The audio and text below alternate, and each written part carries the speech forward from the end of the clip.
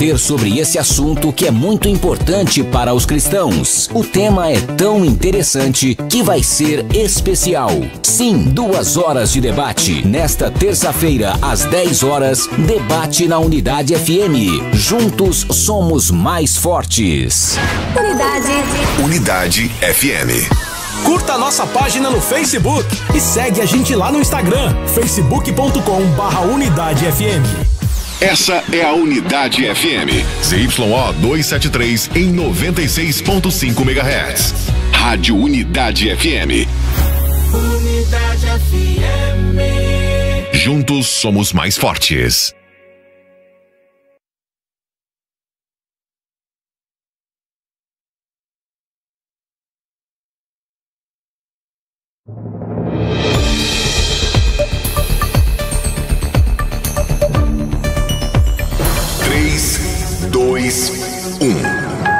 Agora, a Unidade FM abre um espaço para debater os assuntos que fazem parte do nosso dia a dia. Sempre com convidados especiais para ajudar a esclarecer, iluminar a sua opinião. É a nossa missão. Direto dos estúdios da Unidade FM na Avenida Paulista, debates com o pastor César Cavalcante. O debate na Unidade FM de hoje promete, até mesmo porque ele vem de um desafio. Missionária Ruth Benigno, olha com quem eu estou aqui, que quer um debate público com você. Pode ser no Eu Acredito Podcast, em qualquer outro lugar, né? Escolher o tema. Tem que escolher o tema aqui, ó. De um lado, a missionária Ruth Benigno e do outro, o apóstolo Gesiel Dias. O tema de hoje é: o neopentecostalismo é um movimento saudável à igreja? Compartilhe com alguém.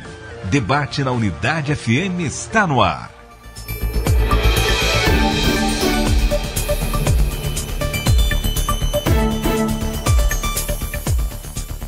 O neopentecostalismo é um movimento saudável à Igreja de Jesus? Sejam bem-vindos, eu sou o pastor César Cavalcante.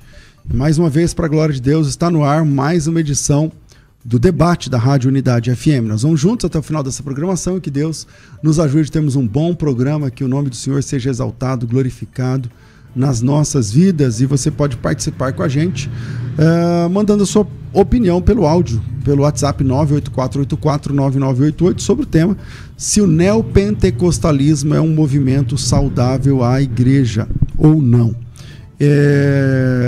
Naturalmente nós temos aqui duas pessoas que têm pensamentos diferentes sobre isso. Temos uma enquete rolando lá no @UnidadeFM. Então, se você pode, passa lá no Instagram, @UnidadeFM, e deixa lá a sua opinião. Tem lá nos stories uma pergunta com o mesmo tema, e você pode dizer se o neopentecostalismo é um movimento saudável à igreja. Você diz que sim. Se você acha que não, aperte na tecla do não, e aí sai lá o percentual. Hoje estamos recebendo aqui a missionária Ruth Benigno. Ela é casada, pregadora, debatedora, participa aqui com a gente de vez em quando nos debates. Também é bacharel em teologia e também tem pós-graduação em Novo Testamento e também tem pós-graduação em pregação contemporânea.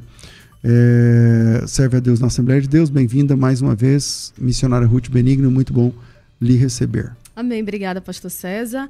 Quero cumprimentar todo o pessoal de casa, dizer que esse assunto ele é mais do que necessário e relevante para os nossos dias. Maravilha. Você vai falar rápido ou vai falar... Vou falar rápido. Não, fala... A Ruth, ela no debate, ela é no 2x. Exatamente. Vamos lá.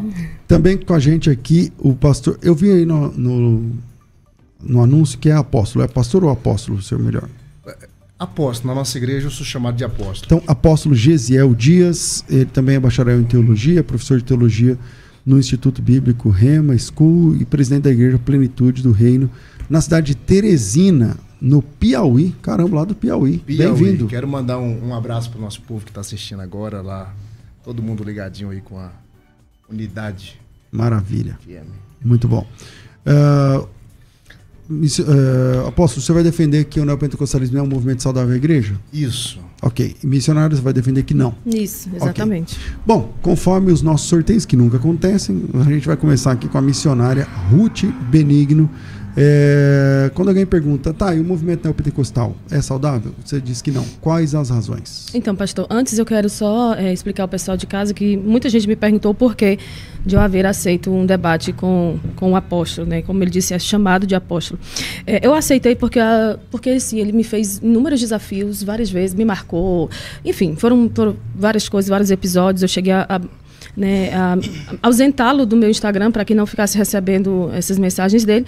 Mas, assim, hoje, o movimento ao qual ele pertence, eu acredito que todo mundo que está em casa vai anotar, vai pegar as referências. E hoje eu declaro, né, mais uma vez, eu participei em 2023 de um debate contra o movimento neopentecostal. Esse movimento, ele traz um novo modelo de pentecostalismo, mas ele é um problema grave às igrejas, principalmente porque quem é neopentecostal se diz pentecostal.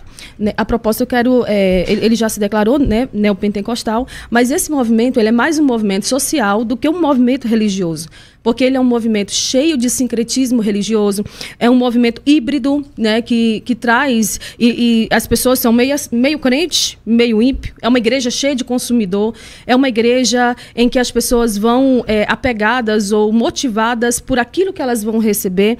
E, assim, eu acredito que durante o debate nós vamos ter tempo de tratar sobre o que nós trouxemos hoje, mas esse movimento, infelizmente, o povo que pertence a ele, na sua maioria, se julga pentecostal, e são pessoas que ficam rodando, dançando, com roupas de religiões de afro. Tem inúmeras falsas profecias nesse meio, como eu já trabalhei em um outro debate que eu acredito que o apóstolo tenha assistido. E quem vai atrás desse movimento, eles vão comprometidos com uma coisa: eles querem melhorar de vida, querem enriquecer.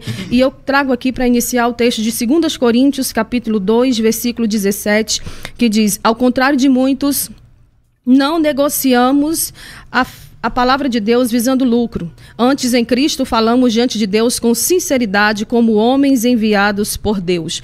O verdadeiro pastor, o verdadeiro apóstolo, quer que seja, que faz parte de um movimento saudável, eles não devem se deixar levar por negócio, né? E aí, assim, nós temos, assim, inúmeros casos, inclusive da Igreja do Apóstolo, em que aconteceram coisas tipo, vou colocar aqui umas cadeiras para tantas pessoas ofertar com tantos mil reais, porque um anjo me disse que quem ofertar nessa igreja, ele vai ser abençoado com 100 vezes mais até o final do ano. Esse tipo de coisa não existe, e nesse debate eu gostaria que as pessoas em casa abrissem os olhos mais do que nunca. Bom, vamos lá. Apóstolo Gesiel, por que o neopentecostalismo é um movimento saudável à igreja? O pastor César, prazer estar aqui, é uma honra conhecer o senhor e estar falando para o público da Unidade FM hoje. Primeiro, a senhora falou que eu fiz vários desafios a ela para debate. Eu não sou contra esses vários desafios. Eu não lembrava, inclusive, do vídeo que eu vi agora do Fábio, o dia que eu estava com o Fábio, do podcast, inclusive que estarei lá no Eu Acredito Podcast agora nessa sexta-feira. Deve que vai ter repercutido lá esse debate. E ele falou, que tal você participar de um debate com a missionária Ruth? Eu falei, seria bem legal. Aí ele gravou esse vídeo que nós vimos aí no começo. Fora esse dia, eu não lembro de outro desafio que eu tenha feito a missionária. Chamado de apóstolo, eu falei aqui no começo, deixa eu explicar para os ouvintes. É porque o apóstolo Paulo, por exemplo, na primeira carta de Paulo aos Coríntios, ele fala para a igreja assim no capítulo 8, olha, para muitos eu não sou apóstolo, mas para vocês eu sou apóstolo. O meu apostolado é confirmado no meio de vocês. Então, às vezes, até para facilitar o entendimento de muitas pessoas em muitos lugares, eu me apresento como pastor, até porque acredito que faz parte do ministério apostólico ser pastor, ser evangelista, ser mestre, ser profeta. E às vezes facilita muito. O brasileiro ele não entende muito essa questão do ministério apostólico, e como eu atendo muitos convites para ministrar em igrejas, às vezes simplifica para o entendimento dos irmãos chamar de pastor. Agora, para mim é indiferente o título. Sobre a minha igreja ser uma igreja neopentecostal, estou descobrindo agora, não sei. Nunca nos identificamos como neopentecostal. Nossa igreja, eu acho até, pastor César, que seria até interessante, talvez, não sei se o senhor quisesse trazer uma visão de fora sobre o que é uma igreja neopentecostal, porque às vezes se torna, eu acho que não se torna autodeclaratório, nem ser neopentecostal, nem ser pentecostal. Clássico, né, como se diz. Eu não vejo, não tenho nada contra o movimento neopentecostal, embora veja vários erros dentro do movimento neopentecostal, assim como vejo dentro do movimento reformado, como vejo dentro do movimento pentecostal, mas não, pelo meu entendimento do que é neopentecostalismo, eu não me identifico como neopentecostal e a nossa igreja também não. Agora, defendo que é saudável por quê? Porque, como uma nota que eu dei hoje para uma reportagem que está cobrindo esse debate, eu acho que é saudável milhões de almas que se rendem a Jesus todos os dias, eu acho que é saudável milhares e milhões de casamentos restaurados, famílias transformadas. Eu acho que é saudável uma nova linguagem para tocar a vida de pessoas que, às vezes, outros segmentos mais tradicionais ainda não tocaram. Eu acho que é saudável esse debate numa rádio, por exemplo, na internet, na televisão, e nós só temos isso por causa do movimento neopentecostal. Eu acho que é saudável tudo aquilo que é bom, que agrega. Agora, tudo que é saudável também é relativo. Até alimento. Tem alimento que é saudável. Mas água é saudável. Mas lá na minha igreja tem uma moça que foi internada com hiperidratação. Depende da quantidade de água. Leite é saudável. Mas o apóstolo Paulo diz que leite é para menino. Dependendo da idade da pessoa, o leite já não é mais saudável. Muito pelo contrário, causa malefícios à saúde. Maravilha. Então, assim, dizer que é saudável não é dizer que é perfeito. Ok. Volto aqui com a missionária Ruth. Até porque nenhum tipo de movimento, quer seja pentecostal ou neo ou reformado, é perfeito. Mas eu espero que o senhor se lembre que o senhor me desafiou sim várias vezes no seu Instagram a ponto de eu chegar a bloqueá-lo. Esse debate não é sobre esse assunto.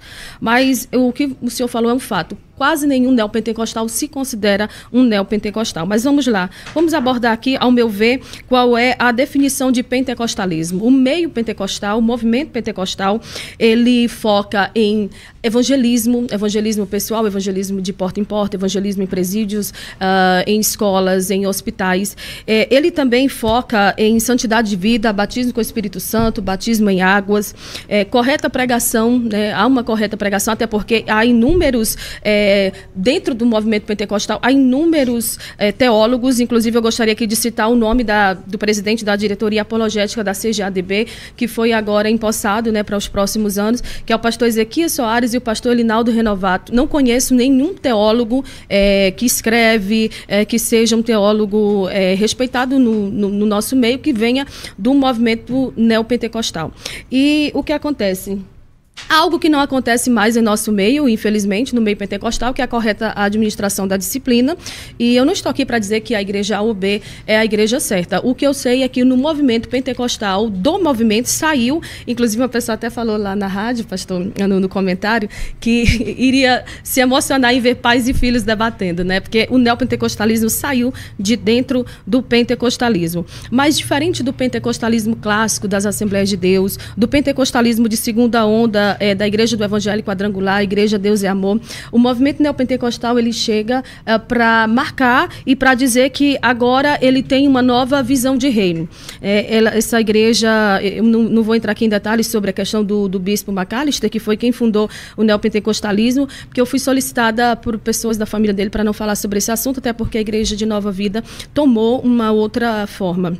Mas hoje nós vemos 4 principais representantes do movimento neopentecostal, que é a Igreja Universal do Reino de Deus, a Igreja Mundial do Poder de Deus, a Igreja Internacional da Graça de Deus e a Plenitude do Trono de Deus. Tudo tem Deus ali, né? Mas, na verdade, o que existe de verdade é o uso da mídia em massa, são resultados imediatos, promessas de resultados imediatos, revelação para quem está no erro. O que nós vemos muito hoje nesse meio neopentecostal são pessoas famosas, que ficaram famosas porque profetizaram para pessoas famosas que vivem no pecado e com isso receberam uma igreja, receberam uma oferta, receberam prestígio e honra. Inclusive lá no Nordeste há o caso de uma mulher que recentemente veio a falecer. Quando eu estive lá naquela agenda que o senhor também foi agora recentemente lá na Paraíba, eu visitei essa mulher, cheguei a visitá-la e ela vivia sendo ameaçada por alguém do movimento neopentecostal e ela acabou sendo encontrada morta em casa. São coisas assim graves, perigosíssimas e eu não tenho medo. Eu estou aqui hoje, mais uma vez, como no outro debate eu falei, como João Batista clamando no deserto. Olha os atos proféticos que acontecem nessas igrejas, inclusive o apóstolo vai se identificar. Tenda da revelação, da corrente dos provocadores de milagre. Irmão, isso não é bíblico, não. Isso aqui não existe. Eu vou montar uma tenda em cima do púlpito da minha igreja e as pessoas vão vir lá e Deus vai falar com todo mundo, tem palavra profética para todo mundo. Isso é mentira. E dentre tantos outros erros, eu começo por aqui pontuando estes. E depois eu vou trazer alguns motivos pelos quais, bíblicos, né, pelos quais eu considero o movimento neopentecostal algo prejudicial à igreja. Ok, volto aqui com o apóstolo Gesiel. Não, na verdade, mentira são várias argumentações da irmã, por exemplo, com respeito à minha conduta com a senhora. Eu não a conhecia, eu conheci quando a senhora atacou a minha esposa publicamente na rede social e eu saí em defesa da minha esposa. Eu, momento algum, em outras situações, sequer fiz contato com a senhora. A senhora falou das igrejas neopentecostais e citou experiências negativas. É a mesma argumentação do debate anterior, lá de 2023, que a senhora está falando, né? Pinça-se experiências negativas dentro do movimento neopentecostal e condena-se todo o movimento por causa de experiências negativas, por causa de alguma pessoa que está buscando o propósito errado. Isso tem dentro de todo lugar. Isso tem dentro das igrejas tradicionais, dentro das igrejas reformadas, dentro das igrejas pentecostais. Eu, por exemplo, existem muitas coisas dentro do movimento neopentecostal que é considerado heresia, talvez pela senhora, que para mim não é. Eu consigo enxergar respaldo na Bíblia Sagrada para atos proféticos, por exemplo. A senhora acabou de falar que na minha igreja se faz oferta e no momento da oferta se fala que Deus abençoa, que Deus prospera. A gente tira isso da Bíblia, isso está na Bíblia, isso não fui eu que escrevi, isso não fui eu que inventei. Agora, muito me admira o quê? A incoerência de alguém que está dentro do contexto pentecostal da Assembleia de Deus, lá dos Gideões missionários da última hora, falar contra oferta, por exemplo, falar contra ato profético, por exemplo. Nós acabamos de ter o congresso dos Gideões, que a senhora, inclusive, ainda é membro lá em Camboriú, na cidade de Camboriú, Santa Catarina, onde no Amanhã Missionário o pastor Marco Feliciano colocou 500 cadeiras em cima do púlpito e chamou 500 pessoas com R$1.000. E a palavra dele, a palavra que ele ministrou, inclusive não estou criticando o pastor Marco Feliciano, estou criticando a incoerência da irmã, de pertencer a um movimento pentecostal que prega a prosperidade, embora nos debates fala contra a teologia da prosperidade, prega a prosperidade, e prosperidade é um assunto bíblico, e vim jogar isso no colo da igreja, do movimento neopentecostal. Por quê? Porque é impopular falar de dinheiro hoje em dia. Quer hypar? Quer fazer corte na internet que viraliza? Fala contra oferta. Isso é prática sua, inclusive. Fala contra dízimo. Fala contra voto. Eu nunca falei contra, jamais. Muito pelo contrário. Eu defendo abertamente que a Bíblia é um livro que fala de prosperidade.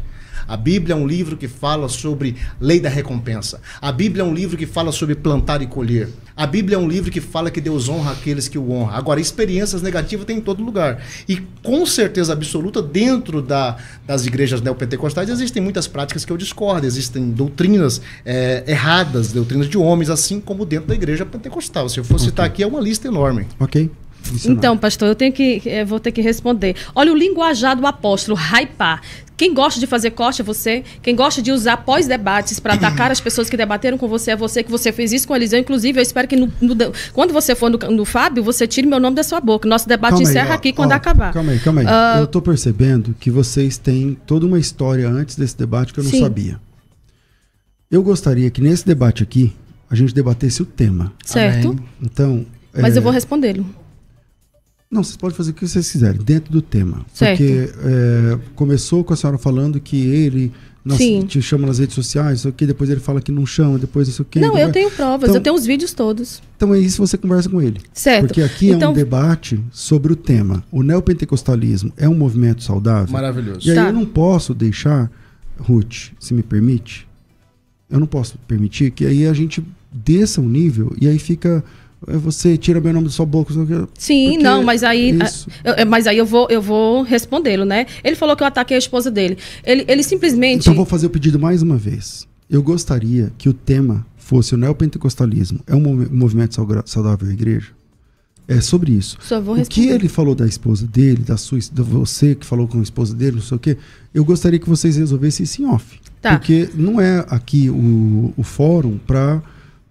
esse tipo de assunto. Eu, de verdade, eu não sabia que vocês tinham todo um histórico Nem antes Nem desse encontro. Então, deveria ter caráter para reconhecer. Eu não fazia a menor ideia. Para mim, o que eu sei é que eu tive um pequeno impasse com a missionária lá atrás por causa dessa situação com a minha esposa. Então, mas eu gostaria que... E nunca mais eu tive nenhum contato com a missionária. Eu gostaria que o tema aqui fosse: o neopentecostalismo é um movimento saudável à igreja ou certo. Não? É possível? Só vou finalizar. Sim, com certeza, é possível. Então, vamos dentro do tema. Só vou finalizar. Olha, o linguajar, né? Outra coisa, eu não sou contra ofertas, eu sou contra o uso manipulador com o fim lucrativo das ofertas. Oferta é bíblico. Manipular o povo com ofertas no altar, dizendo se você der tanto, você vai ser abençoado com tanto, isso é mentira, principalmente para uso próprio. E outra coisa, sobre a questão do ataque ali, pastor, eu preciso responder, porque quando ele falou, o senhor não cortou. Eu só queria deixar bem claro que o que aconteceu... Eu não vou deixar. Eu só respondi... Então, calma aí, só um minuto. Calma aí, só um minuto. Só para o efeito de justiça. Quem começou a trazer umas questões fora do tema foi a senhora. Concorda? Não, eu só trouxe o caso de que o fato dele estar aqui hoje foi porque eu propus o debate, porque ele tanto pediu. Ok, por causa disso ele respondeu. E por causa disso, aí vai ficar tudo fora. Certo. Entendeu? Então eu gostaria que o que é fora do tema, vocês se resolvam entre vocês. Então, desbloqueia ele, responde ele. Então, não, eu não vou descer. Então você não vai descer na sua rede social, mas aqui no debate você quer descer? Não. Então vamos lá, voltemos pro tema, tudo bem? Certo. Bora pro tema. Só que com relação à questão, então não vou usar o caso esposa. Só vou dizer que o meu ataque foi algo desproporcional. Porque quem meu Deus, prega... a gente não vai falar do pastor, tema, certo? Sim, vamos falar do tema. Então, quem prega... o tema é: o neopentecostalismo é um movimento saudável ou não? Quem prega, quem canta, quem faz qualquer coisa tem que, no mínimo, se vestir apropriadamente para isso. Uma outra coisa que foi citado, o Gideões, né? A questão dos Gideões da Assembleia de Deus. A pessoa que tem um mínimo de postura para tratar essas coisas deve entender que eu sou uma pessoa que congrego numa igreja. E outra coisa, os Gideões é uma obra missionária que tem mais de 1000 missionários. Não é uma questão aqui de ficar querendo tirar dinheiro do povo para custo ou para fins pessoais. Eu congrego na Assembleia de Deus, em Camboriú, que é representante dos Gideões. Quem responde pela igreja é o pastor e o corpo jurídico. Portanto, qualquer coisa que tiver para ser falado sobre os Gideões, vá falar diretamente para ele. Inclusive, eu posso lhe passar o contato. Uma outra coisa, o pastor Marco Feliciano, que você tocou aqui no assunto sobre a questão da missão, 500 cadeiras e tudo mais. A missão ali são mais de 1000 missionários que estão testificando daquele trabalho, e querer dizer que o seu movimento é certo, apontando os erros do meu, só faz com que o debate ainda caia mais o nível. Voltamos aqui, pastor, apóstolo Gesiel. Jamais trouxe oferta nos Gideões como erro. Muito pelo contrário, eu quero que a irmã pode confrontar sem dó aquilo que eu falei. O que eu não falei, eu ataquei a sua incoerência. A sua incoerência de atacar as igrejas neopentecostais com um argumento, e agora a senhora traz mais um argumento. A senhora usou várias vezes arrecadação de dinheiro para fins próprios. Denuncia, meu irmão. Se a senhora souber, eu não sei. Se a senhora souber de algum pastor que está roubando a igreja, de algum pastor que está se locupletando indevidamente de um dinheiro que não é dele, pelo amor de Deus, se a senhora está sabendo e não denunciou, é pecado e é crime também. Eu, particularmente, não sei dessas práticas. O que eu sei é que o mesmo motivo pelo qual se pede dinheiro lá nos Gideões, na Assembleia de Deus, na Presbiteriana, na Igreja Batista, é o mesmo motivo com que se pede dinheiro na Universal, na Mundial, na Igreja da Graça e por aí vai. O quê? Alcançar vidas, fazer mais igrejas, pagar programa de televisão, programa de rádio e por aí vai. Então, agora eu acho assim, pastor César, 1 Coríntios capítulo 12, a partir do versículo 12, diz assim: porque assim como o corpo é um e tem muitos membros, todos os membros deste um corpo, sendo muitos, são um só, assim também é Cristo. Pois todos nós fomos batizados em um espírito formando um corpo, quer judeus, quer grego, quer servo, quer livres, porque também o corpo não é de um só membro, mas de muitos. E se o pé disser, não sou mão, logo não sou corpo, não será ele corpo por isso? E se a orelha disser, não sou olho, por isso não sou corpo, não será o corpo por isso? Se todo o corpo fosse olho, onde estaria o ouvido? E se todo ouvido, se tudo fosse ouvido, onde estaria o olfato? Mas agora Deus colocou os membros no corpo, cada um deles como quis. E se todos fossem um só, onde estaria o corpo? Assim, pois, há muitos membros, mas é um só corpo. o olho não pode dizer à mão, não tenho necessidade de ti, nem ainda a cabeça pode dizer aos pés, não tenho necessidade de ti. Antes, os membros do corpo parecem ser mais fracos, muito mais é necessário honra para esses membros. Os que reputamos serem menos honrosos no corpo, esses são os mais honrosos. Aos que em nós são menos decorosos, damos muito mais honra, porque os que em nós são mais nobres não têm necessidade disso, mas Deus assim formou o corpo, dando mais honra àquele que tinha falta dela. Para que não haja divisão no corpo, mas antes tenham os membros igual cuidados uns dos outros. Ou seja, a Igreja de Cristo é um corpo com diversidade de operações, com diversidade de ministérios. Só existe o movimento neopentecostal porque ele está atuando em uma frente que muitos outros movimentos não estão atuando. Então eu vejo falhas e ausências dentro do movimento neopentecostal que eu não percebo no movimento pentecostal, mas percebo atuações. Quando eu chego lá no presídio para pregar, eu raramente bato de frente com o pastor da presbiteriana, com o pastor da batista. Geralmente quem eu encontro lá são os pastores da Universal, são os pastores da Mundial. Ou seja, esse pessoal está entrando em becos, valados, vilas, esse pessoal está entrando em lugares periféricos, falando para aquelas pessoas que para a sociedade é escória. Na madrugada você liga a televisão, as pessoas que sofrem, que têm insônia, que têm depressão, que não dormem, estão na madrugada e eles estão lá pregando o evangelho. Ok. Missionária Ruth. Certo. A maioria dos pastores neopentecostais, se não todos, são pessoas que vivem ostentando. A vida deles mostra que o dinheiro é para eles. E outra coisa, esse negócio de estar visitando em hospital, presídio, essas coisas arada toda, isso a gente vê com muita força no movimento pentecostal e não no neopentecostal. Uma outra coisa que eu gostaria de pontuar aqui é que eu não tenho por que chegar aqui e apontar quem é o pastor que está roubando ou não, porque eu não sou policial federal. Outra coisa, cadê as obras missionárias, construções de igreja, uso para caridade?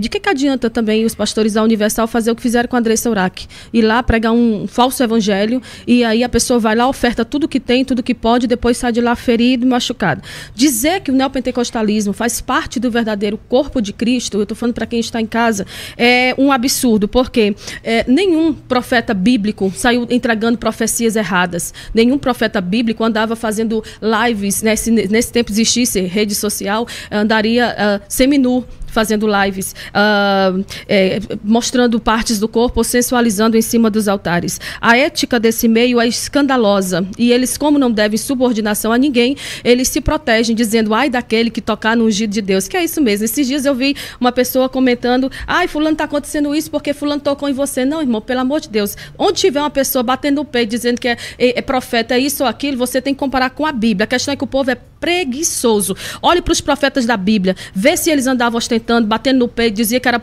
era profeta, dizendo, vem aqui na minha igreja que aqui tem revelação, ou tem isso ou aquilo.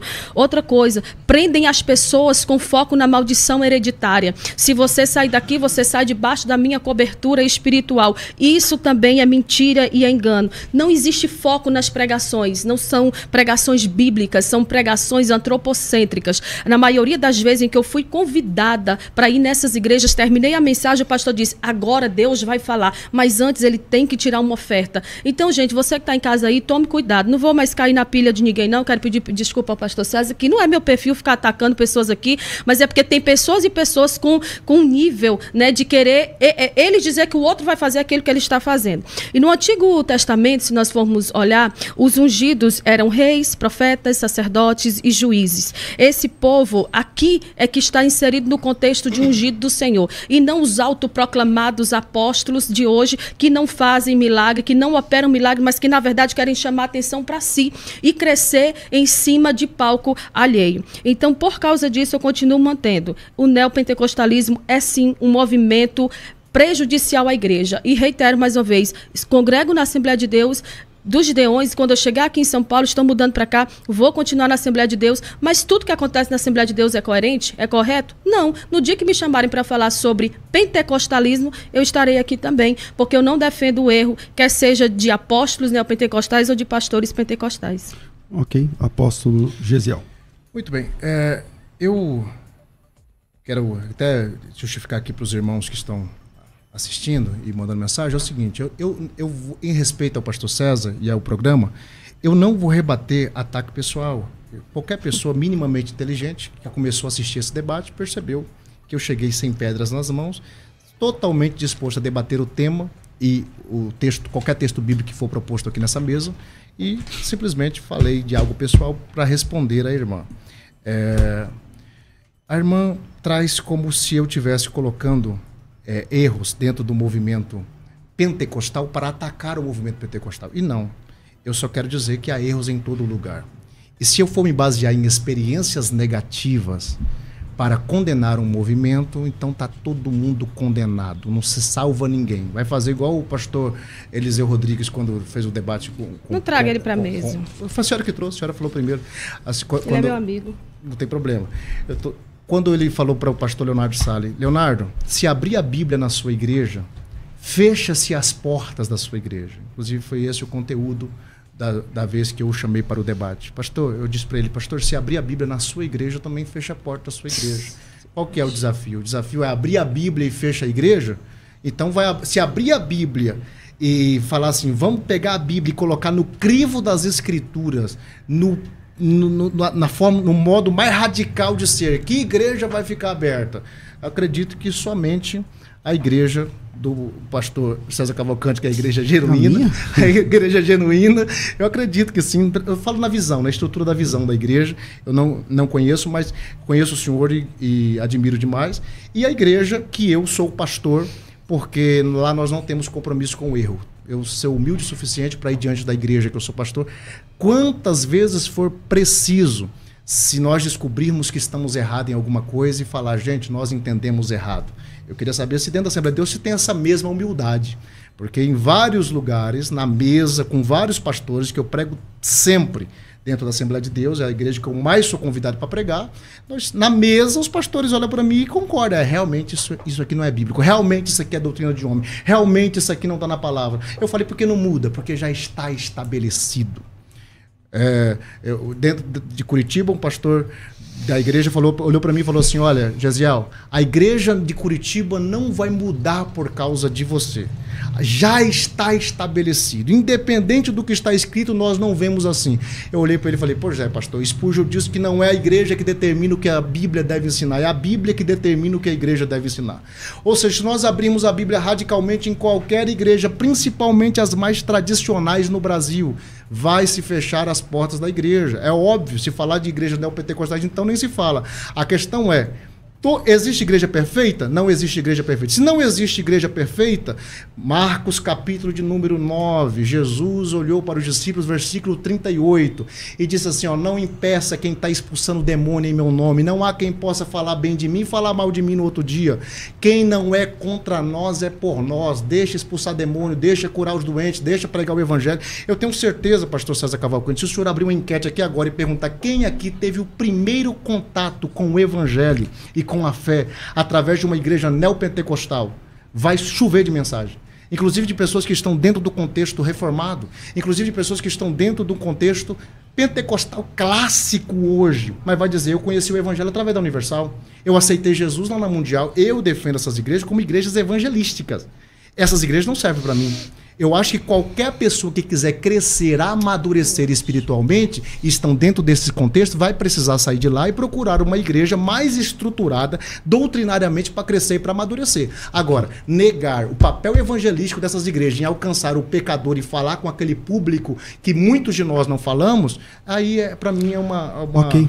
Vamos lá, missionária Ruth, você também pode mandar seu áudio para cá, tá? 984849988. No segundo bloco vamos colocar aqui a sua opinião também. Missionária Ruth. Então, o apóstolo chama para a Bíblia, mas ele fica, eu acho, eu penso. Vamos lá então, Bíblia.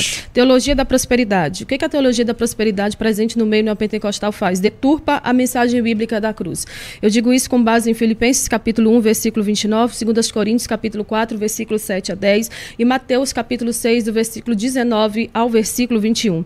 A análise teológica que eu faço aqui desses textos ou da teologia da prosperidade, por que ela é uma mentira? Porque a cruz envolve sofrimento, envolve renúncia, envolve serviço e não apenas vitória material. A hermenêutica, se bem que tem um povo que debate, mas não sabe a diferença de exegese para hermenêutica, eu gostaria de trazer aqui, a hermenêutica de quem defende a teologia da prosperidade é deficiente. A leitura neopentecostal de todos os textos, né, que eu trouxe aqui, e a leitura neopentecostal de textos como Malaquias 3:10 e João 10:10 é isolada, ignorando o contexto do sofrimento de Cristo.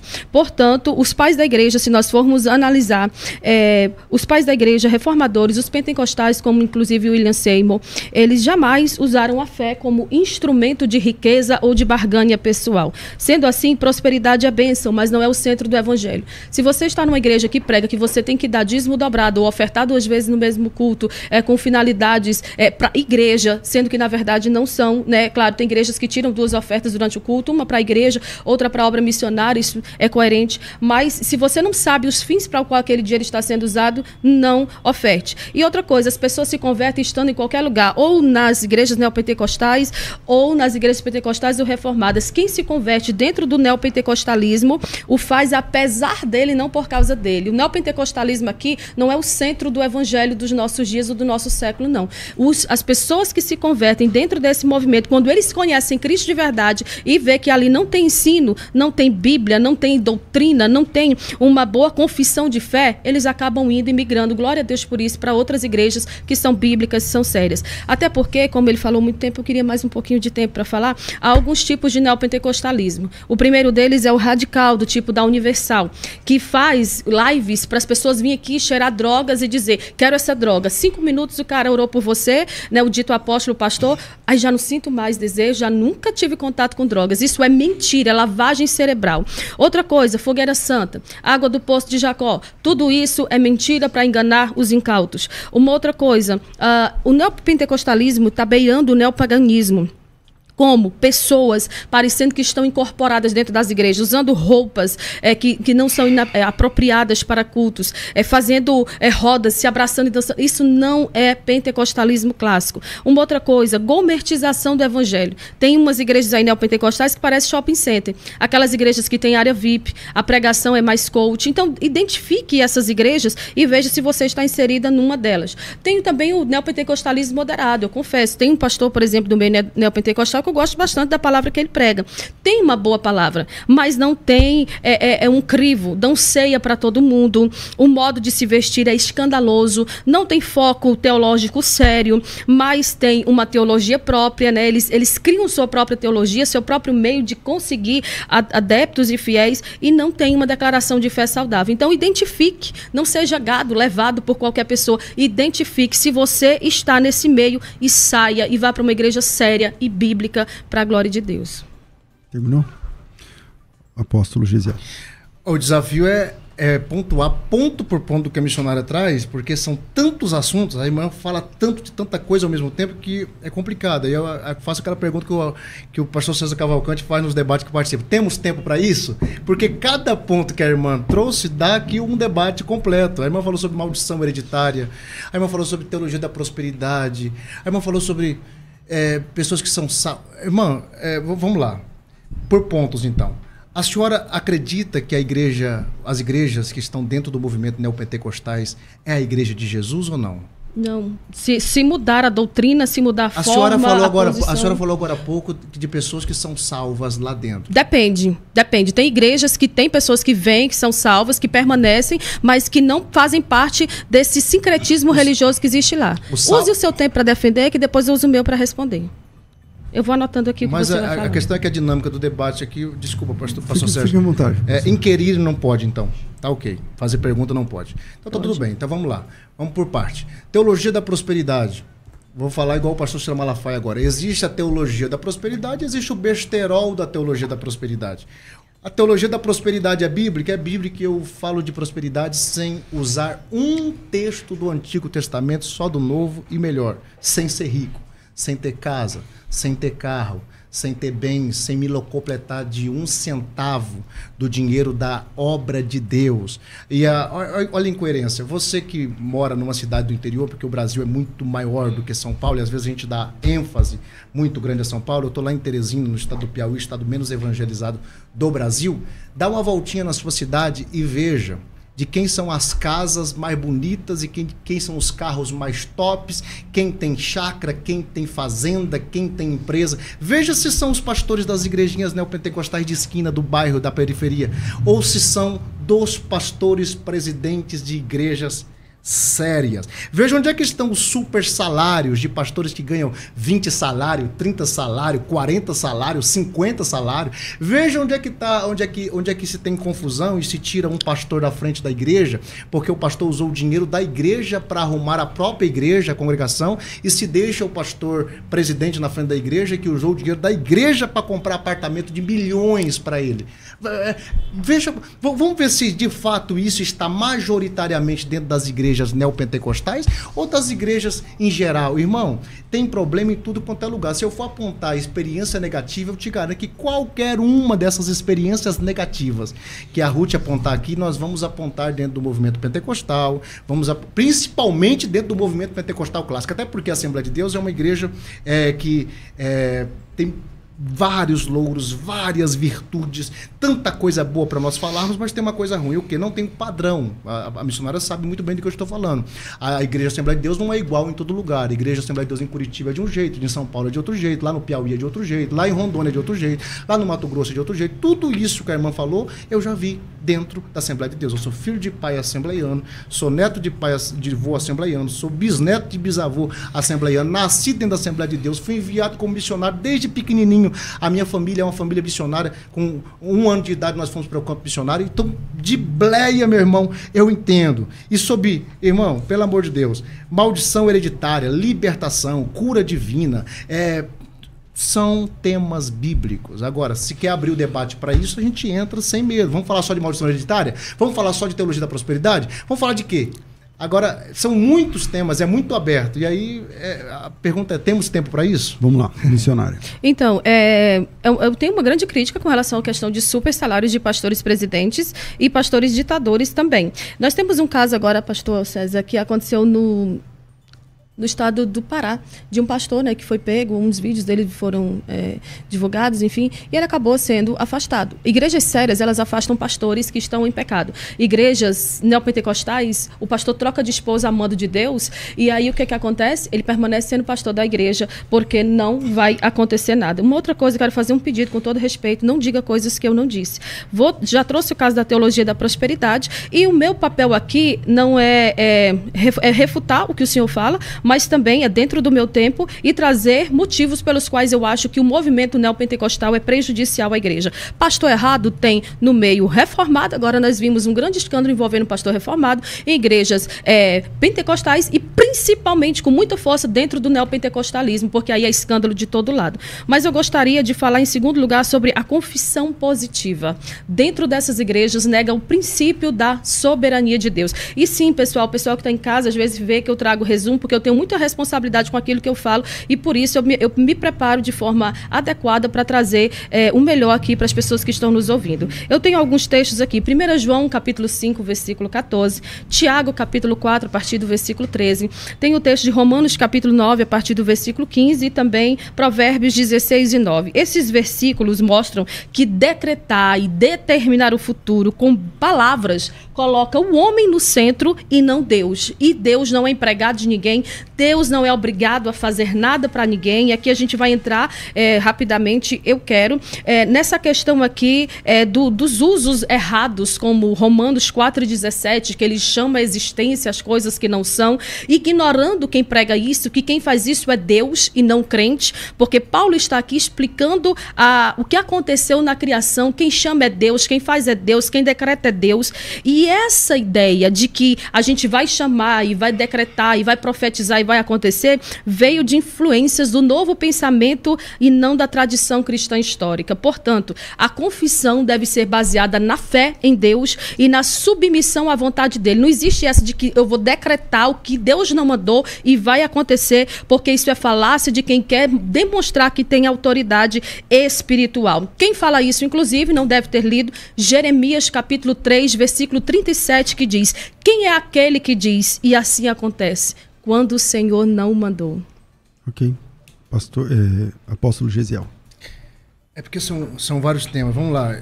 Como eu estou permitindo, querendo ou não, como eu sou o apologeta aqui no caso, quem está em defesa do movimento neopentecostal, para dizer que não é totalmente maléfico, que existem muitas virtudes, que existem cooperações positivas demais desse movimento com a igreja no Brasil, eu acabo permitindo que a missionária paute o debate. Quando ela pauta o debate, ela traz uma enxurrada de tema, e já propositalmente, porque ela sabe que eu não vou ter tempo para responder ponto por ponto, e aí fica parecendo que ficou por isso mesmo. Agora, cada ponto... Agora, eu faço um desafio. Vamos ponto por ponto? Pega um ponto e vamos debater um ponto. Qual o ponto que a senhora quer falar? Você quer fazer a exegese ou a hermenêutica desses pontos? Exegese, hermenêutica... Não, a exegese, não sei se o senhor sabe... Exegese não tem como, que a senhora não está citando Bíblia, a senhora não está citando texto. Citei Bíblia, citei textos. Não, a senhora citou versículos e não leu o que está nesses versículos. Então pronto, vamos lá. A senhora citou versículos, inclusive. Como é que a senhora faz? Esse versículo aqui, esse, diz que se o homem falar, acontece, mas isso vai contra Deus. Ai, você está dizendo que a Bíblia está indo contra a própria Bíblia? Não. Faça as exegeses dos textos que a senhora está falando. Tá, e aí há grande probabilidade de muitas delas até concordar com a sua exegese e outras eu dizer, não, meu irmão, a senhora está completamente equivocada. Agora, vamos lá. A senhora trouxe aqui também... vamos lá, eu pedi para minha irmã me mandar aqui como que a senhora está fazendo vários pontos. Eu falei, Gesiano, vai, pega os pontos, só me manda os pontos para eu responder rapidamente. Modo de vestir escandaloso, tem em todo lugar, só dar um passeio nas igrejas pentecostais por aí. Área VIP na igreja, isso aqui. O debate é isso? Ué, não, o debate é refutação. Quem pautou foi ela, pastor. Refutação. Refute biblicamente com Romanos 4,17, então. Aproveite o seu tempo. O que tem Romanos 4,17? Abra sua Bíblia. A senhora que citou o texto, ele chama a existência as coisas que Glória não existem. A Deus, então aleluia. diga ele que chama... é o homem que profetiza e acontece. Não, ele chama a existência as coisas que não existem. Mas é esse texto que é usado para dizer que a gente pode profetizar e vai acontecer. Não é em qualquer lugar. É usado dentro da Assembleia de Deus? Não. Usado dentro da neopentecostalismo? É essa a sua refutação, a sua exegese? Porque a exegese a gente faz com base no original. Eu vou refutar o que eu discordo da senhora, eu não discordo. Como é que eu vou discordar que é Deus que chama a existência as coisas que não existem? Então fique dentro do ponto que a gente está tratando. Mas eu estou citando os pontos que a senhora... Termina seu tempo, apóstolo. Pode terminar seu tempo. Pois é, então o senhor me para aí a hora que acabar meu tempo. Vamos lá. Área VIP nas igrejas. Minha irmã, pelo amor de Deus, isso aqui a primeira vez que eu vi não foi na igreja do Fernandes, não. A primeira vez que eu vi, e vejo sempre, porque agora virou moda bater nisso aí, mas eu vejo isso sempre em todo o congresso que eu vou ministrar. Nunca entendi por que tem uma cadeira diferenciada para empresários, por que tem uma cadeira diferenciada para o cara só porque o camarada é político. Nunca entendi, vamos apresentar agora só os empresários. Por quê? Só se for na sua igreja. Não. Conclui. Eu estou falando eu estou só simplesmente refutando o que a senhora trouxe. Fogueira Santa, tenda da revelação. Atos proféticos. Irmã, a questão é a seguinte: é bíblico ato profético ou não é bíblico atos proféticos? Porque se a senhora disser que é bíblico atos proféticos, aí qual que é o critério? A senhora tem que trazer aqui. Não é bíblico atos proféticos. Atos proféticos não é bíblico? Missionário então vamos falar de atos proféticos. O tempo agora é meu e eu vou atrapalhar a centralização da figura do apóstolo ou do profeta. Tem algum texto? O quê? De atos proféticos? Vários. Sim, você quer quantos? Vamos lá. Atos proféticos. Faça aí sua exegese dentro dos 5 minutos que o senhor tem, porque a exegese a gente faz com base no texto original. Não, você está me dando tempo. Calma aí, só um minutinho. O mediador desse debate sou eu. O tempo agora é seu, missionário. Certo, então tá bom. Então vamos lá. Sobre essa questão de decretar e de profetizar coisas que Deus não mandou. O que a gente vê no neopentecostalismo não são atos proféticos, são atos patéticos. Vamos lá. Deuteronômio capítulo 11, versículo 16 e 17, diz que nós temos que ter cuidado para não sermos enganados e levados a se desviar para adorar deuses e prostrar-se diante deles. Caso contrário, a ira do Senhor se acenderá. Gente, por favor, esse negócio de que a gente fala o que quer quer, decreta o que quer e Deus assina embaixo, isso é mentira. Elias tinha base bíblica, espiritual e legal, mas ele foi orar. Quando nós olhamos para Eliseu, nós vemos ele profetizando, né, sobre a vida da mulher, que ela iria gerar, mas nós temos que entender 2 Pedro, capítulo 1, versículo 20, que quem disse que nenhuma profecia da Escritura é de particular interpretação, porque as profecias não são produzidas por vontade de homem, portanto não existe esse ato de decretar, porque quem fala tem que ser dirigido por Deus e movido pelo Espírito Santo. Vamos lá, a pessoa fala o que quer e Deus assina embaixo. A Bíblia diz em 2 Samuel, capítulo 7, versículo 3, o caso de Natã.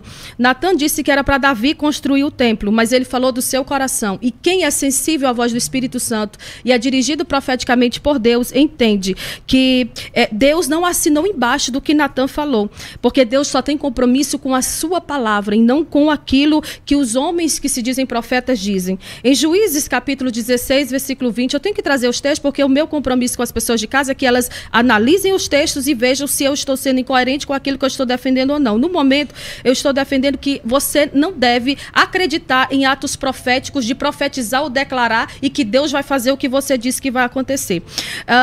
O que aconteceu ali no caso de Sansão? Sansão despertou do sono e por vontade própria ele disse: vou sair dessa vez mais ainda contra os filisteus e vou vencer. Só que o Espírito de Deus já havia se retirado dele. Quando o Espírito de Deus se retira, não adianta decretar, profetizar, não adianta, porque Natã estava em comunhão com Deus e ainda assim o que Natã falou precisou ser corrigido. Sansão não estava. Então, estando ou não em comunhão com Deus, a nossa palavra sem a aprovação de Deus não vale nada. Eu estou trazendo texto, não estou trazendo achismo. Ok, pastor, apóstolo Gesiel, eu vou terminar esse bloco contigo. Eu comecei com a missionária, eu vou terminar contigo. Essa é uma das técnicas mais antigas, mais ultrapassadas de debate que existe na Terra. Você cria um espantalho, ataca esse espantalho, finge que o seu interlocutor falou que ele não falou, ataca esse espantalho que você criou e vai. E por isso, eu estou percebendo que a irmã está tentando puxar um debate para uma fala polêmica, pastor César, que eu falei e repito. A pergunta é: temos tempo para debater isso? Se for, tudo bem, podemos sair do tema e vamos debater esse assunto. Eu acredito que por respeito ao programa eu não estou fazendo isso. Mas eu falei assim: profetas falam até sem Deus mandar e Deus assina embaixo. E trouxe várias argumentações bíblicas, vários textos bíblicos, no Antigo Testamento, no Novo Testamento. Isso não tem nada a ver com neopentecostalismo, não tem nada a ver com confissão positiva. Tem toda uma estruturação desse pensamento para eu ter falado isso e por aí vai. Agora vamos lá. Atos proféticos, para voltar ao debate, voltar ao tema do debate, porque querendo ou não, nós vamos ter que fazer essas pequenas saidinhas, porque é por subtemas que a irmã interpreta que a igreja, que o movimento neopentecostal não é saudável. Tipo, ato profético, que a irmã acabou de falar que não é bíblico. Nós temos atos proféticos na Bíblia inteira, e quando eu falo Bíblia inteira é Antigo Testamento, Novo Testamento. Não gosto de misticismo, tá tudo bem, desde que você, por não gostar, não fale que Deus ou que a Bíblia não é mística. Porque se nós tirarmos da Bíblia aquilo que é místico, tanto do Antigo Testamento quanto do Novo Testamento, vai sobrar pouquíssimas coisas. E Deus não pede autorização a teólogo nenhum para fazer o que ele quer do jeito que ele quer. Se ele quiser que um profeta simplesmente vá lá, abra a boca e profetize para que algo aconteça, ele vai dizer para o profeta ir lá e falar. Se ele quiser que o profeta faça algo a mais, que o profeta fique 3 anos andando nu e andando descalço, se ele quiser que o profeta vá lá, pega uma túnica e rasga em 12 partes, joga 2 partes para lá, 10 partes para lá, ele vai fazer. Se ele quiser que o profeta vá lá, pega um cinto de linho e coloque em terra, coloca debaixo da pedra, ele vai fazer. Se ele quiser que o profeta arranque o cinto de outro cara, amarra pés e mão e fala: desse jeito que eu estou fazendo aqui vai acontecer. Se ele quiser que o profeta quebra um vaso na frente de todo mundo para dizer que assim será quebrado Israel, vai acontecer. Se ele quiser que o profeta vá lá e se case com uma prostituta para mostrar de forma clara aquilo que Deus estava falando a respeito de seu povo, e vai acontecer. Se ele quiser dizer para o cego veja, o cego vê. Se ele quiser cuspir no chão, fazer lodo, passar no olho do cego, ele vai fazer. Deus não pede autorização de pastor nenhum, de igreja nenhuma, de convenção nenhuma, para fazer o que ele quer, do jeito que ele quer, usando quem ele quiser usar. Deus não tem forma, Deus tem formas. A multiforme graça de Deus e formas de agir de Deus está revelada na Bíblia inteira. Não tem um protocolo. Jesus nunca usou protocolo para curar ninguém. Jesus nunca usou protocolo para libertar. Ele sempre fez de maneiras diferentes, exatamente para mostrar que Deus faz o que Ele quer, do jeito que Ele quer. Agora, isso é uma questão de fé. Dentro da Universal, eles têm essa fé. Dentro da Mundial, eles têm essa fé. A pergunta é, Deus honra essa fé? Sim ou não? Temos testemunhos? Sim ou não? Se abrir as perguntas aqui agora e perguntar quem já recebeu um milagre, uma bênção, através do uso da fé, por meio de um ato profético, vai aparecer testemunhos aqui ou não vai aparecer? Quem fez esses milagres? Foi o diabo ou foi Deus? Se foi Deus, então quer dizer que Deus está respaldando, confirmando, abençoando algo que ele vai contra? Não faz o menor sentido. Bom, o tema é se o neopentecostalismo é um movimento saudável à igreja ou não, e você pode mandar o seu áudio depois do intervalo. Quero colocar o teu áudio aqui, manda teu áudio se apresentando, sou fulano de tal cidade, e manda a sua opinião aqui para o programa, e na volta do intervalo a gente coloca aqui a sua opinião. Vira aí, a gente volta já. Vai. Você está ouvindo Debates aqui na Unidade FM. Ouça também pelo nosso site unidadefm.com.br. Curta a nossa página no Facebook e segue a gente lá no Instagram, facebook.com/UnidadeFM. Por que escolher a Faculdade Teológica Bethesda? Você é apaixonado pela Palavra de Deus? Quer aprofundar seu conhecimento bíblico, crescer espiritualmente e ainda desenvolver suas habilidades para o serviço no Reino de Deus? Então, a Faculdade Teológica Bethesda deve ser sua escolha. Uma formação teológica de qualidade exige dedicação e, claro, um conteúdo confiável. E a FTB é comprometida com a boa teologia bíblica. Cursos ministrados por professores renomados, especialistas em diversas áreas da teologia, uma educação de qualidade baseada nos princípios da fé cristã. Tudo o que você espera para crescer na fé e no conhecimento bíblico, você encontra na Faculdade Teológica Bethesda, a maior instituição de ensino de teologia à distância no Brasil. Saiba mais acessando faculdadebethesda.com.br. Dê hoje mesmo o próximo passo para uma jornada de fé e conhecimento. Faculdade Teológica Bethesda, moldando vocacionados. A FTB está oferecendo para você a possibilidade de participar da próxima turma do Hebraico Fácil. O Hebraico Fácil é uma forma de aprender hebraico bíblico de um jeito rápido, fácil, tá? E eficaz, realmente eficaz. Na primeira aula você já aprende metade do alfabeto. Você já começa a leitura, a escrita, pronúncia e transliteração desde o primeiro encontro. O curso todo fica disponível para você por 12 meses de acesso. Durante esses 12 meses, você também tem a credencial de aluno que te dá desconto, por exemplo, em qualquer programa cultural, como por exemplo no cinema, no teatro. Mas especialmente, por exemplo, na Sociedade Bíblica do Brasil, para você adquirir materiais acadêmicos. E ler a Bíblia no texto original muda tudo. Vai te trazer uma compreensão. É possível que você, a partir desse momento, você consegue fazer, por exemplo, exegese do texto bíblico. Ou seja, ler o texto, o que diz o texto original, é um verbo, é um pronome, o que significa isso, tal, quais as outras ocorrências dentro do texto bíblico. Enfim, se você quer aprender hebraico, especialmente você que tentou e nunca conseguiu, a hora é essa, chegou a sua vez. O Hebraico Fácil está em promoção nesse momento e termina hoje essa oportunidade. O curso fundamental, ou melhor, o curso Hebraico Fácil, que é o primeiro nível, para iniciantes. O Hebraico Fácil é para iniciantes. Então, se você nunca fez hebraico, não sabe ainda nenhuma letra, tal, viu lá no YouTube o que é Aleph, o que não é e tal, é para você o curso Hebraico Fácil. O valor normal é 180 por mês, já é barato, mas está por 59. De 180 por apenas R$ 59,00. De 180 por 59. O Hebraico Fácil mais o avançado é 159. Esse você tem um ano de acesso nos dois níveis e você tem 2 cursos, 2 formações, 2 certificados no final.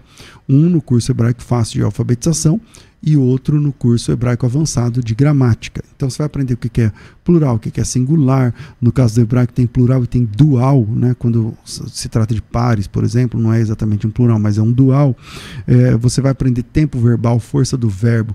Você vai aprender tudo que você precisa, né? Particípio, artigo definido, pronome, pronomes pessoais. Você vai aprender prefixos, sufixos preposicionais, tudo que você precisa dentro da gramática da língua hebraica. Tudo isso por R$ 159,00, então, por mês. Então, se você quiser pagar à vista, tem desconto, tá? Tem um grande desconto ainda. Então, para isso, é só me chamar. Agora, se você quiser se formar como professor, como professora de hebraico, nós temos o último nível, que é o Hebraico Pro. No Hebraico Pro, você tem o acesso ao hebraico fácil, o acesso ao hebraico avançado e como você se torna professor de hebraico através do método hebraico fácil. Você vai ter acesso e licença da FTB para acessar o hebraico fácil e a partir dele você pode montar as suas primeiras turmas. Tudo isso está disponível para você. Eu acho que nós já passamos agora de 5.000 alunos formados em hebraico pelo método hebraico fácil. A última turma terminou agora com 1.600 pessoas, quase 1.600, 1.570 e poucos, 80 e poucos. E você pode fazer parte desse time de pessoas sendo capacitado para a glória de Deus. Pastor, tenho interesse, quero saber mais, como que eu faço? Bom, se você está acompanhando pela internet, você pode clicar no link que está na descrição desse vídeo. Se você está acompanhando no ao vivo, você pode clicar no link que está fixado aqui no chat. Mas se você estiver acompanhando pela rádio, então você pode clicar no link que está na... você pode então me chamar pelo WhatsApp para fazer a sua inscrição. Pelo WhatsApp, a inscrição é 011 9 7511 3385. 011 9 7511 3385. Coloca teu nome, tracinho hebraico, a gente manda a lista para você, como que funciona, tá certo? Então, pelo WhatsApp, 97511-3385, é só colocar teu nome, tracinho hebraico, e a gente já manda tudo disponível, tudo descrito para você. Vira aí e a gente volta já, vai. Você está ouvindo Debates aqui na Unidade FM. Ouça também pelo nosso site, unidadefm.com.br. Estamos de volta com o programa de debates e o tema de hoje é neopentecostalismo, movimento saudável à igreja ou não. Obviamente que não existe igreja perfeita, né? Obviamente que não existe igreja perfeita, mas o tema é se o neopentecostalismo como movimento é um movimento que agrega a fé dos irmãos, a vida cristã, ou atrapalha. Então, é esse o tema, se o neopentecostalismo é um movimento saudável ou não. Então, comecei o bloco com a missionária Ruth, terminei com o apóstolo Gesiel, volto aqui com a missionária Ruth, esse último bloco. Então, só para reiterar essa questão dos atos proféticos, que é algo que acontece muito no meio neopentecostal, Deus não faz nada de que não esteja de acordo com a sua palavra. Deus não manda separar e casar de novo, Deus não manda ungir água, Deus não manda você fazer fogueira santa, Deus não vai mandar nada disso. Eu queria, depois, na fala do apóstolo, que ele mostrasse que na história da igreja, homens de Deus sérios fizeram atos proféticos. Esses atos proféticos hoje são apenas imitações infantil das histórias bíblicas. Os atos proféticos que a gente vê no meio neopentecostal, na verdade, na sua grande maioria, são vindos da imaginação dos pseudos profetas que dizem Deus me disse, Deus me falou, Deus me mandou. E aí você vê que base bíblica para isso é zero. E se Deus faz milagres por meio desses atos proféticos, ele o faz apesar dos atos e não por causa dos atos. Ele faz porque ele é soberano e ele age de acordo com a sua palavra. Deus pode curar através da água no copo? Pode, mas Deus faz isso em resposta à fé e não em resposta à aprovação ao que a pessoa está fazendo. Deus entende a intenção da pessoa, a humildade da pessoa, a falta de entendimento da pessoa e faz apesar disso. Mas vamos lá sobre a questão dos atos proféticos. Eu vi uns cartazes de igreja em que as pessoas fazem festas do Yom Kippur, e eu queria saber o que o Yom Kippur tem para o cristianismo, o que o Talit tem para o cristianismo e significa para o cristianismo. cristianismo. O que é que a Arca da Aliança significa para o cristianismo? Porque essas igrejas são cheias de artefatos ou festas judaicas. Nós não somos judeus e não precisamos dessas coisas para trazer para dentro das nossas igrejas, porque Cristo é suficiente. Tratar os dons espirituais como estando acima da Bíblia, ou esse tipo de situação aqui, só mostra que a Bíblia não é prioridade para quem está inserido nesse meio. E aí, como eu já disse, todo neopentecostal, assim, das igrejas que eu já fui, eles dizem depois da palavra, agora Deus vai falar como se Deus não estivesse falando durante a palavra. Todo pastor, bispo, apóstolo neopentecostal, ele se acha um profeta, ou ele acha que tem o dom do profetismo. Então, como você costuma chamar para a exegese, eu gostaria, apóstolo, de que você me dissesse quais são os fundamentos para uma boa exegese e se você faz essa campanha aí do Yom Kippur, da Kedah, se você usa o Talit, o que isso representa para o cristianismo. Ok, volto aqui com o apóstolo Gesiel. Exegese, ler o texto, explicar o texto, interpretar o texto, aplicar o texto à luz de seu contexto, contexto imediato, contexto remoto, contexto da Bíblia inteira, explicar a Bíblia com a própria Bíblia. Exegese, interpretação do texto. Hermenêutica, interpretação da Bíblia, a partir da própria Bíblia. A luz da Bíblia é a própria Bíblia. É isso. A Bíblia não pode entrar em contradição, a Bíblia não pode se desdizer, Deus não se contradiz. Exegese é você ler o texto, descobrir o que o texto está dizendo, para quem foi escrito, por que foi escrito, qual é o propósito daquela escrita, quais são as nuances que envolvem aquela fala. Isso é exegese. Qual foi a segunda pergunta que a senhora fez? Se na nossa igreja tem festas bíblicas, festas que judaicas. Festas bíblicas. A senhora chama de festa judaica, eu chamo de festas bíblicas. O povo judeu é um povo de muitas festas. Nós nem damos conta de seguir as festas judaicas. Eu respeito igrejas que, inclusive, praticam festas judaicas, como a igreja do apóstolo Agino Duque, a igreja Plenitude do Trono de Deus, fazem lá festas judaicas, como festa de Purim, como festa de Hanukkah. Isso é festa judaica, irmã. Agora, as 7 festas estabelecidas por Deus no livro de Levítico, onde ele diz, essas são as minhas festas, essas são as minhas solenidades, isso eu chamo de festas bíblicas, e que os apóstolos, inclusive, eles observavam essas festas. Nós temos alguns teólogos que defendem que os apóstolos, eles observavam, não no sentido que o judeu observa, mas no sentido, por exemplo, que a igreja deve observar. Cada festa dessa tem algo para nós, sim. Todas essas festas apontam para Cristo. A Bíblia aponta para Cristo. Antes de Cristo, quem foi salvo na fé do Cristo que havia de vir. Depois de Cristo, quem foi salvo na fé do Cristo que veio, morreu e ressuscitou. Todas as festas bíblicas, todas as comemorações bíblicas apontam para Cristo. E Yom Kippur é uma das principais delas. Eu não perco a oportunidade de, no dia de Yom Kippur, na minha igreja, falar sobre o dia que ele inaugurou, ele entrou pelo novo e vivo caminho com o seu próprio sangue, uma vez só. E comprou para ele povos de todas as tribos, línguas e nações. E o caminho foi aberto, e agora nós podemos entrar com confiança ante ao trono da graça. Como é que eu vou perder uma oportunidade pedagógica pedagógica e de celebrar aquilo que Cristo fez por mim na cruz do Calvário?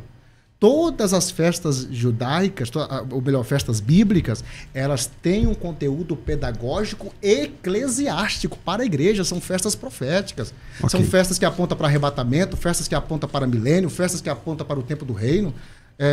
E o que eu mais me admiro não é os pentecostais clássicos, muitos deles não fazem isso, atacarem esse tipo de festa. O que mais me admira é atacar esse tipo de festa e glamourizar dentro das igrejas festas pagãs. É carnaval gospel, é festa junina gospel, é Natal, é árvore de Natal em cima do púlpito.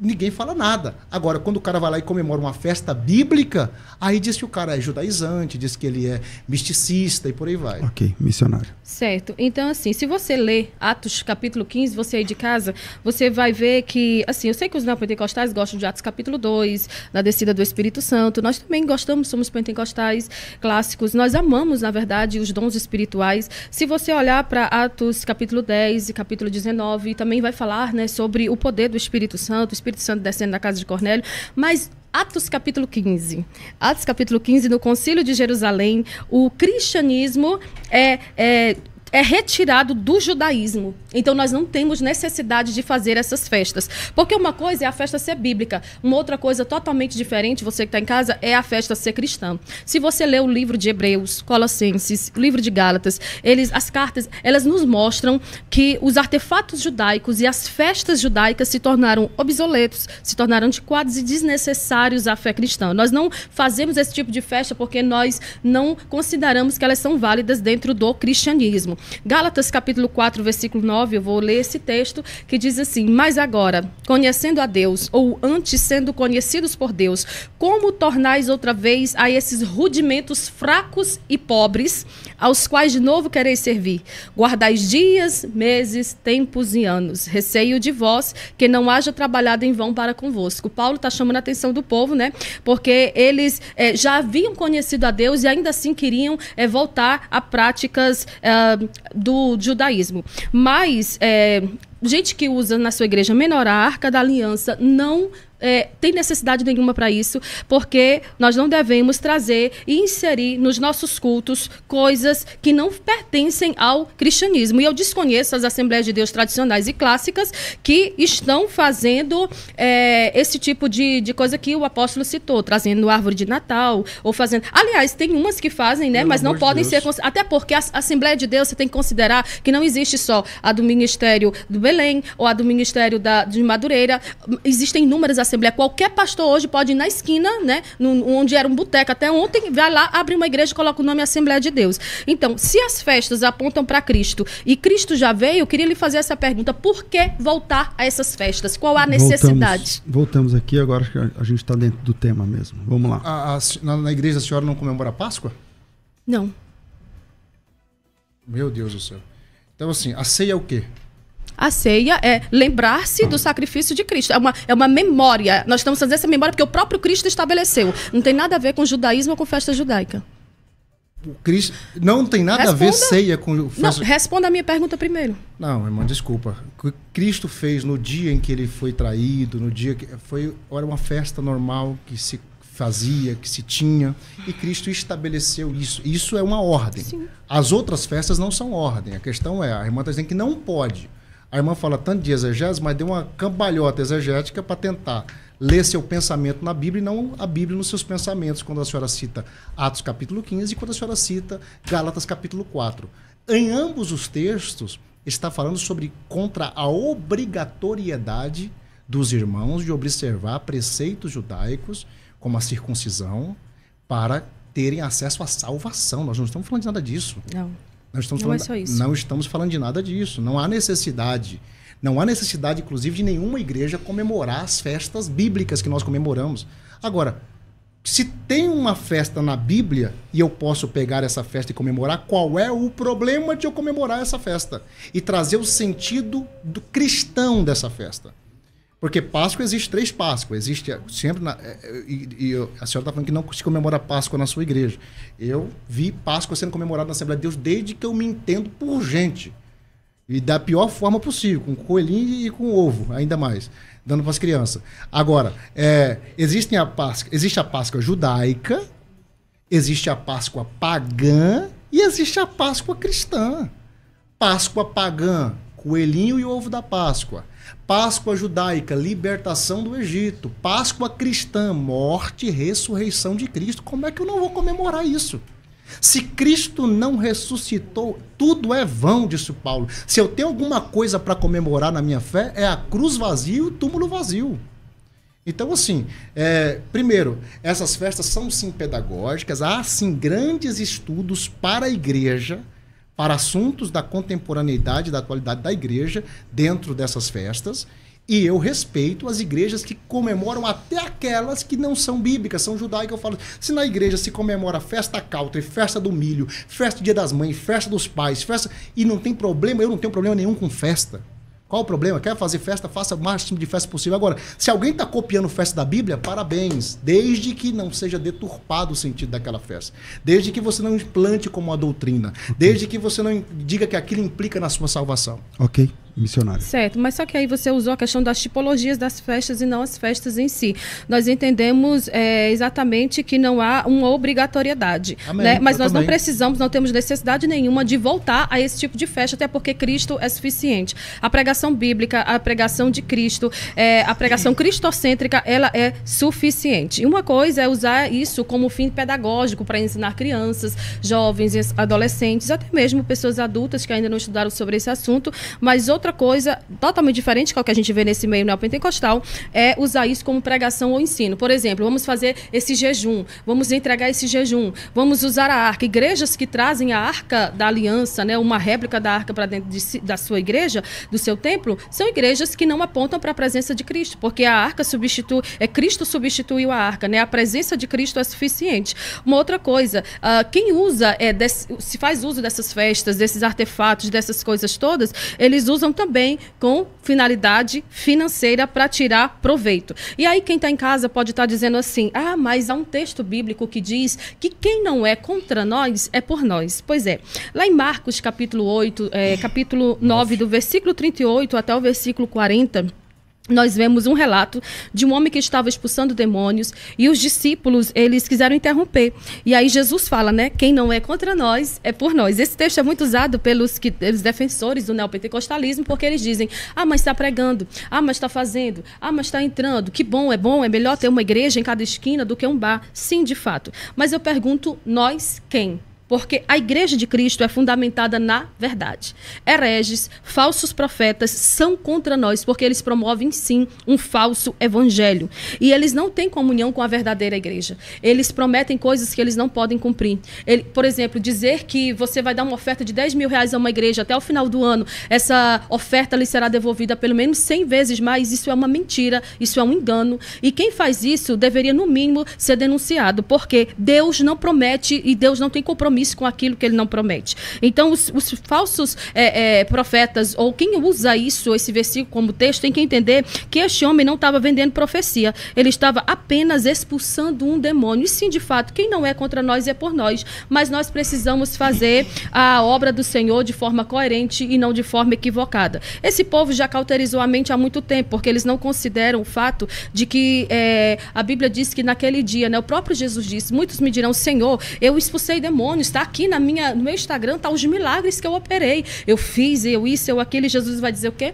Dá licença, eu nunca te conheci, né? E aí, aqui também eu queria trabalhar, depois que ele responder, os princípios norteadores do culto, para que você não seja mais enganado e levado por pessoas que dizem que tem que inserir coisas que não são bíblicas no culto no nosso tempo atual. Apóstolo. Então, inclusive, essas práticas também é errado, porque não são prejudiciais à igreja. Se alguém está pregando algo contra a palavra de Deus, de forma pontual, denuncie esse alguém e esta mensagem. E não o movimento como um todo. Eu tenho certeza que o pastor César Cavalcante deve conhecer várias igrejas neopentecostais que são sérias, deve conhecer várias que são ridículas. Agora, Gamaliel disse, se for de Deus vai prosperar, vai avançar, vai crescer. Se não for, vai parar. E ser de Deus não significa ser perfeito, como já foi pontuado aqui. Então, assim, aí a gente sempre vai cair nessa parte do dinheiro, né? Irmão, a pergunta é, oferta é bíblico? É bíblico. Dízimo é bíblico? É bíblico. Voto é bíblico? É bíblico. Generosidade, honra, dar, semear, é bíblico? É bíblico. Então acabou a conversa. Em qualquer igreja. Em qualquer igreja. Em qualquer lugar. Pega quais são as temáticas levantadas em qualquer igreja no momento da oferta. Ou vai se pautar generosidade, ou vai se pautar fé de dar para receber. Isso há quem chame de barganha. Eu particularmente não chamo de barganha, porque se falar que é barganha vai ter que dizer que foi Jesus que instituiu a barganha e apresentou, ensinou a barganhar. Ou vai se apresentar honra, é um outro assunto para se falar na hora de falar de oferta, honrar a Deus, ou gratidão, adoração. São pautas que se levantam no momento de ofertório. Como é feito, aí é questão interna de cada igreja. Se é um momento só, se é 2 momentos, se tem um momento só para o dízimo, se tem um momento só para a oferta, se é no gasofilaço, se é no Pix, se é na máquina de cartão, isso aí é indiferente. E assim, eu acho Eu não tenho nada contra esse assunto, eu não tenho esse problema, esse bloqueio com o assunto dinheiro. Agora, muito me admira, a missionária está dentro do contexto pentecostal clássico, o contexto dos impérios, o contexto das megas catedrais luxuosas, o contexto dos grandes cachês. E falando contra isso, gente, parece cômico se não fosse trágico. Pega a vida dos pastores da Universal. Eu não sei se a irmã é conhecedora de como é a vida de um pastor da Universal. A senhora sabe como é? Eu sei como é a vida do pastor presidente da Universal. Agora, sabe quantos milhares de pastores tem na Universal? Sei. Não tem carro, não tem casa, não tem empresa, não tem vida. Isso não muda nada. Mora na igreja, vive para Deus, vive para a obra. Abdicam até de ter filho, coisa que eu discordo. Só para estar à disposição da obra, para não ter nada que o prenda em lugar nenhum. Então, assim... Ok, a realidade é bem diferente das teorias. Eu pedi a participação ao vivo.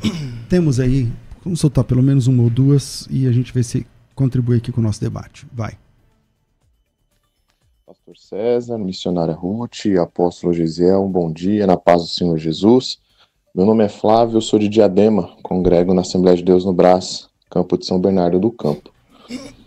Eu vejo os irmãos tocando na questão de más experiências na igreja, mas quando se fala de experiências ruins, todas as igrejas têm, porque nenhuma delas é uma igreja perfeita.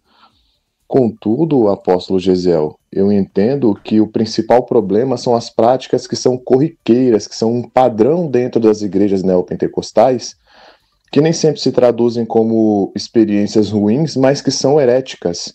E são essas ações que fazem um mal tremendo para a igreja nos dias de hoje. Deus abençoe a todos.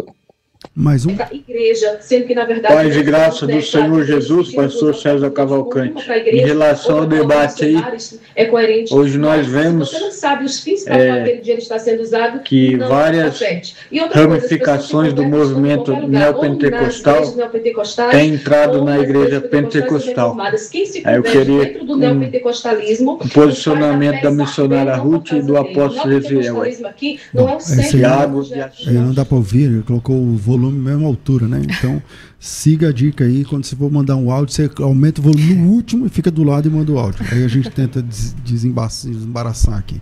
Volta aqui a missionária Ruth. Certo. Sobre a questão que foi pontuada sobre os pastores da Igreja Universal e tantos outros, muitos deles, inclusive, saem arrependidos, eles são escravos do sistema. Até porque, nesse meio neopentecostal, em muitas igrejas, falo das mega igrejas mesmo, como já foi falado, tanto pentecostais, porque eu discordo totalmente de que um pastor ganhe um salário de 200, 300 mil reais. Não estou aqui para defender a placa da minha igreja. Eu sempre falei que no dia que me chamarem para falar sobre os erros do movimento pentecostal, eu estou disponível. Mas, porque eu não sou gado, eu não fico defendendo a todo custo como uma questão política, né? Eu defendo só esse político de estimação e para mim ele é perfeito e não comete erros. Mas muitos pastores desse meio saem arrependidos. Eles têm, inclusive, metas para bater e são promovidos os que mais dão lucro para a igreja. Você vê que os grandes pastores dessas igrejas, eles têm seu jatinho, eles têm seu helicóptero, eles têm suas mansões e isso também, repito, dentro do meio pentecostal. Agora, sobre a questão das ofertas que foi falado, o que não pode ser usado é Malaquias 3:10, né, para defender o dízimo, né, no nosso tempo, porque essa questão aí, essa lavagem cerebral que é feita na cabeça do povo para dar primícias, dízimos dobrados, isso não existe. Eu lembro que tem um apóstolo aí nesse meio que ele fica chorando, dizendo que está precisando de 1.000 pessoas com R$1.000 cada uma para pagar o programa dele de TV. Vá para a rua. Se o programa de TV cortar, vá para a rua, vá para a esquina, vá para qualquer lugar, pregar a palavra. Está pregando do mesmo jeito.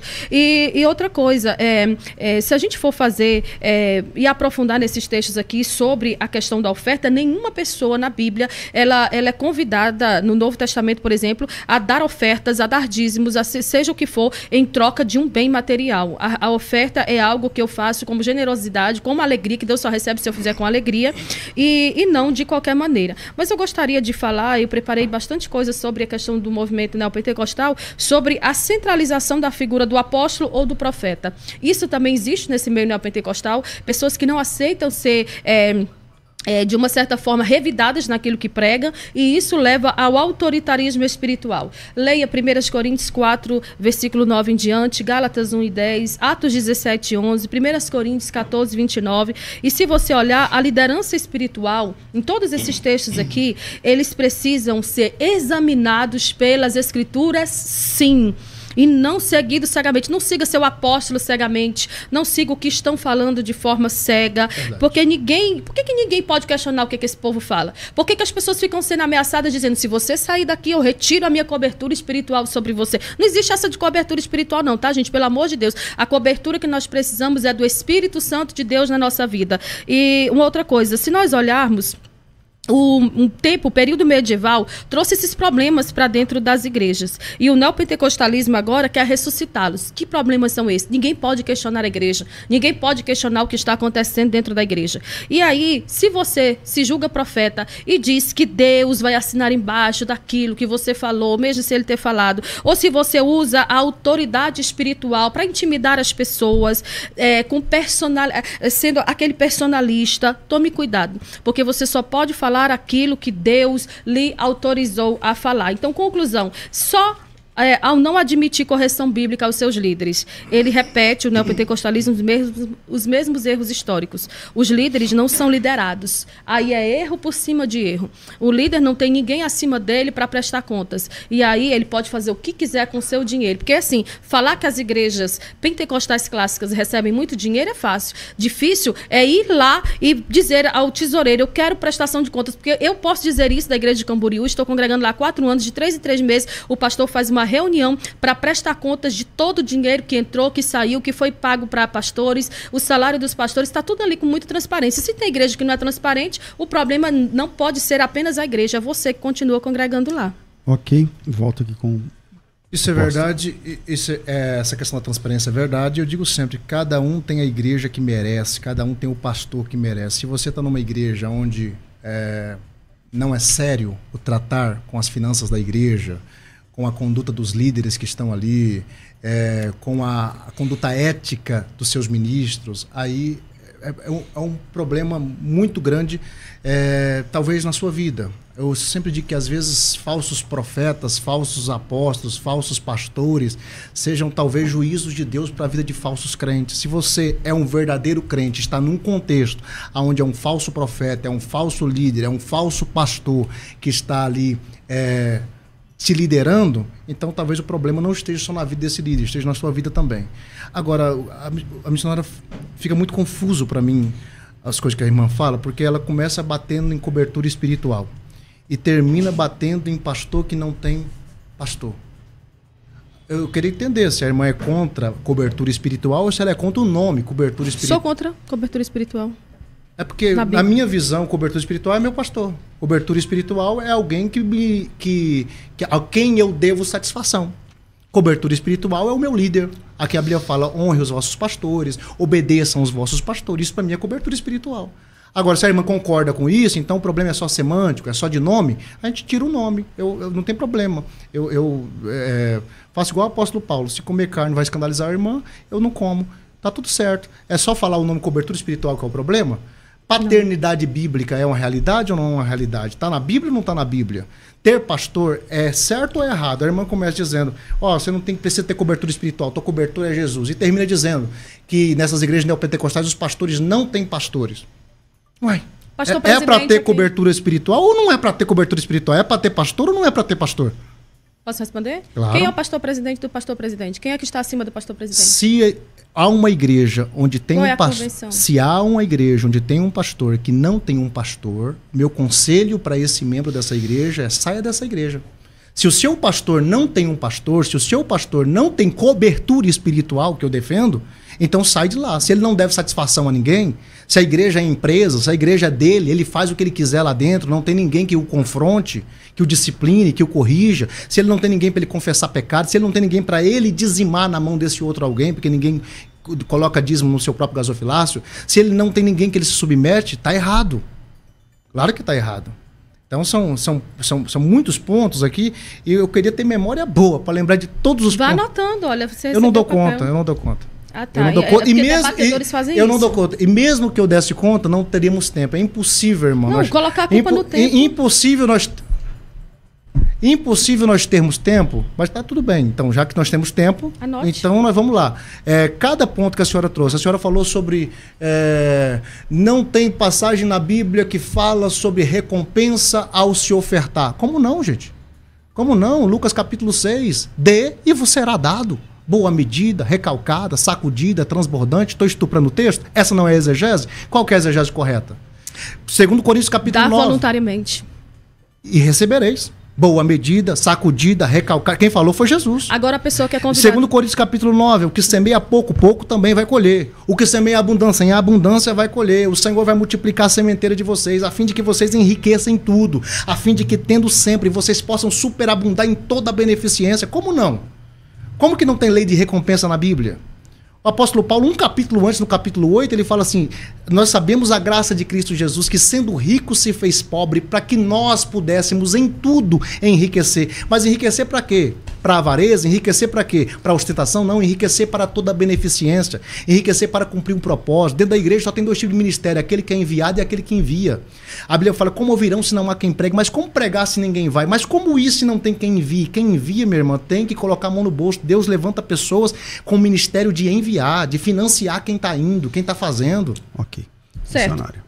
Ler o texto não é fazer exegese. E outra coisa sobre semear e ofertar. A promessa de recompensa, sim. O que eu me refiro é a semear e ofertar de forma impulsionada. Não é lavagem cerebral, é voluntariamente. Uma pessoa que pede uma oferta de 1.000, 2.000 ou 10.000 com promessas de que você vai colher 100, 1.000 vezes mais, é mentira. A Bíblia não dá respaldo para isso. A Bíblia não diz. A Bíblia diz: dai e ser-vos-á dado. Tá, quanto?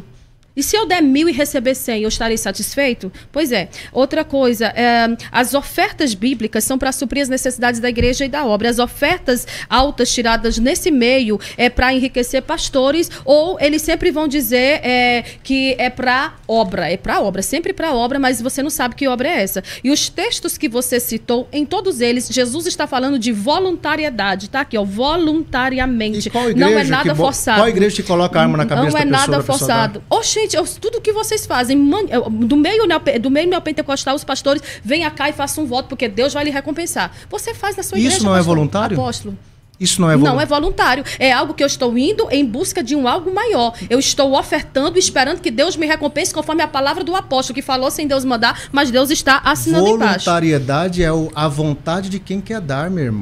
Mas a voluntariedade, isso é voluntariedade forçada, ela então, não é voluntariedade. Não existe voluntariedade forçada. Ou é voluntário ou é forçado. Pois é, mas existem pessoas fracas nesse meio. Inclusive, eu citei num outro debate que uma mulher foi numa igreja e, levada nessa voluntariedade forçada, o que aconteceu? Ela doou todos os recursos que o marido tinha juntado para levar uma filha para estudar no exterior. Isso é voluntariedade? Igual os irmãos de Atos, capítulo 5. E quando o marido dela foi lá, o pastor chamou a polícia para ele. Por quê? Porque esses pastores só não estão se preocupando se o seu casamento acaba, não estão se preocupando como é que está a sua vida espiritual. E eu quero ficar na Bíblia, eu não quero exemplos externos Não, eu estou aqui na Bíblia. Voluntariedade. Diga para mim aonde é que esse texto está prometendo ou induzindo alguém a ofertar. Ele está dizendo: dê que vos será dado. Quando? Não sei. Ainda esse ano eu posso prometer que alguém que der 10.000 vai receber 100 vezes mais? Eu não posso. Eu não posso. Pois é. Mas há relatos de pastores que fazem isso, tá, querido? Coloca a cadeira e coloca 3 cadeiras em cima do púlpito e diz: o anjo está me dizendo, quem vier aqui e fizer essa oferta vai receber 100 vezes mais. Em todo lugar, não. 500 cadeiras no Gideões esse ano. Para obra missionária. Glória a Deus, aleluia. Eles falar sobre uma coisa que não tem nada a ver. Isso aqui é obra missionária. O que vocês fazem é para enriquecimento próprio e Deus os condenará. Olha, se a senhora conhece esse pastor que está fazendo isso, mais uma vez eu vou dizer, a senhora precisa denunciar. O senhor fez, na sua igreja, uma ovelha falou. Eu pego o meu imposto de renda e dou para a senhora. Não preciso disso. Então pronto, a senhora vem aqui, acusa literalmente a minha pessoa de estar me locupletando do dinheiro da igreja que eu sou pastor. Não estou acusando, uma igreja missionária, uma igreja que igreja. Sequer consegue pagar as próprias contas atualmente. Eu viajo, eu pego ofertas de fora e coloco na minha igreja todos os meses para que nós consigamos. Nossa realidade no Piauí é completamente diferente. Eu conheço, já estive lá. Amém. Então a senhora sabe que eu estou falando a verdade. Sim. Então, lá na nossa igreja, tudo é transparente. Qualquer membro que oferta tem direito, tem acesso a saber quanto entrou, quanto saiu. Agora, eu não estou entendendo. Quem promete recompensa é o pastor ou é a Bíblia? É a Bíblia, mas a Bíblia não compromete que a recompensa vai vir 100 vezes mais ainda no mesmo ano. E se algum pastor disse isso, ele disse em seu nome ou disse em nome do Senhor? Se ele disse em nome do Senhor, se um pastor disse isso em nome do Senhor, tem que se cumprir.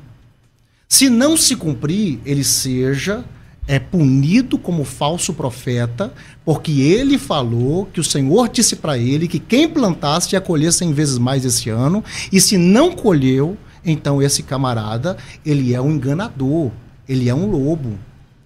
Ele tem que ser denunciado por charlatanismo, inclusive. Eu sou muito mais radical que a senhora nesse assunto. Tá certo. Vamos denunciar. Passa a lista para mim do nome desses pastores, tudo que está fazendo isso que a senhora está falando. E vamos denunciar. Isso, cada um vai se ver Como com Deus. Que não tem nada a ver se está trazendo para o debate? Eu estou expondo o que acontece, não estou citando nomes. Mas isso acontece porque uma ovelha sua falou que o senhor faz isso segmento. o senhor fez isso no dia da inauguração da sua igreja. E é uma ovelha sua, vizinha da sua igreja. Fez Só o que quê? assim, Oferta? Eu faço todo culto, né? Sim, no dia da inauguração. Colocou as cadeiras em cima e disse, tem 3 cadeiras aqui que o anjo está me dizendo, quem vier ofertar 10 mil reais, Deus vai recompensar. Anjo não está me dizendo nada, não. Na nossa igreja nós fazemos propósito. Agora mesmo vamos comprar as cadeiras da igreja. 200 cadeiras, vai custar mais de 60 mil reais e Deus vai levantar pessoas para nos ajudar a comprar as cadeiras. Mas o senhor disse... Como é que a gente faz para comprar as cadeiras? Certo. Aí o senhor falou assim, o profeta falou de si mesmo ou de Deus? Porque se ele tiver falado de si mesmo, não vai acontecer. Mas você disse que nós podemos profetizar sem Deus mandar, porque o profeta de verdade, ele fala sem que Deus mande do nível e Deus assina de intimidade e autoridade então profética que há tiver. controvérsias, então, né? Tá sim. Nem todo mundo é Elias. Vamos lá. Vamos lá. Vamos saber o que pensa também o ouvinte. Solta mais um áudio aí, por favor, porque começou bom esse bloco, mas tá ficando ruim de novo. Vai. Paz do Senhor, pastor César, pastor Isamesa, missionária, que Deus abençoe nessa manhã. O debate está muito interessante. Eu sou Edson Silva, congrego na ADSM, do qual o nosso pastor presidente é o pastor Deiró. E eu tenho, minha visão sobre ambas as teorias, tanto do neo e do pentecostalismo clássico. Ao meu sentir, como diz nosso pastor, que há pontos que tem que ser estudado, tanto do neopentecostalismo quanto do pentecostalismo clássico. Tem coisas refutáveis entre as duas partes. Então eu me posiciono que há perigos nas duas linhas de pensamento, que devem ser o crente vigiar e ver o que serve para ele e o que não serve. Nós temos 2 bolsos, um bom e um ruim. Coloca o que é ruim no bolso ruim e o que é bom no bolso bom e guarda para ti. Amém? Deus abençoe, a paz do Senhor. Mais um, por favor. Olá, Pai do Senhor, ao pastor César, à missionária Ruth Benigno, ao apóstolo Gesiel Dias. Aqui quem fala é o Júnior, da Bahia, Feira de Santana. O neopentecostalismo, sem sombras de dúvidas, é um dos maiores cânceres da fé cristã hoje. Ele vem de um evangelho falso, baseado em barganha com Deus, onde quem dá mais dinheiro recebe mais bênçãos. Pastores viram empresários da fé explorando a dor alheia com campanhas mentirosas. Milagres viram espetáculo e a cruz de Cristo é deixada de lado. O foco não é arrependimento e nem salvação, é status, poder e dinheiro. Isso não é evangelho, é engano travestido de unção. Portanto, o neopentecostalismo não é um movimento verdadeiro e nem tampouco saudável para a cristandade. Deus abençoe. Volta aqui com o apóstolo Gesiel. Heresia, ela tem que ser combatida em qualquer lugar. Em todos os lugares, aquilo que é errado e que vai contra a palavra de Deus deve ser combatido. A irmã falou aqui que se chamar ela para um debate sobre o pentecostalismo, ela vem para falar sobre os erros do pentecostalismo. Legal, parabéns, isso é muito bom. Isso aparenta uma não alienação. A pergunta que eu faço é, quando ela vier mostrar os erros do pentecostalismo clássico, ela vai dizer que esse movimento também não é saudável porque tem erros? E erros estruturais, inclusive, vários deles, não apenas fatos isolados. Eu estou falando de doutrinas erradas, daquilo que é pregado estruturalmente e erroneamente. Agora, dentro da igreja, irmão, é muito popular, é muito populista o discurso anti-dinheiro. E, aliás, arrecada mais, tá? O discurso anti-dinheiro arrecada mais. Pode ver que as igrejas de rico no Brasil são as igrejas que menos falam de dinheiro. Porque esse assunto está ficando tão saturado, embora a Bíblia fale muito de dinheiro. A Bíblia fala muito de dinheiro. A Bíblia fala muito de dinheiro no Antigo Testamento. A Bíblia fala muito de dinheiro no Novo Testamento. Se você tirasse o dinheiro da Bíblia, a Bíblia fica desse tamanhozinho. Isso é uma verdade. Agora, essa é a essência do Evangelho? Falar de prosperidade na terra? Não.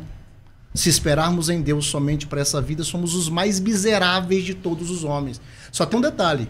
Eu não posso negar que o mesmo Deus que fala com Israel sobre o destino, a terra prometida, é o mesmo Deus que também tem uma conversa com seu povo sobre o caminho.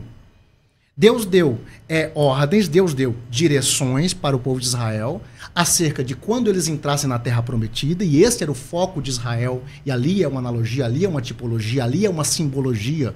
Israel caminhando no deserto em direção à Terra Prometida é como a igreja caminhando hoje. Nós saímos do Egito, que é o mundo, e estamos caminhando em direção à Terra Prometida. Mas não é só sobre o destino, é sobre o caminho. Pastor, a pergunta é, na Bíblia fala de vida plena nessa terra? Fala.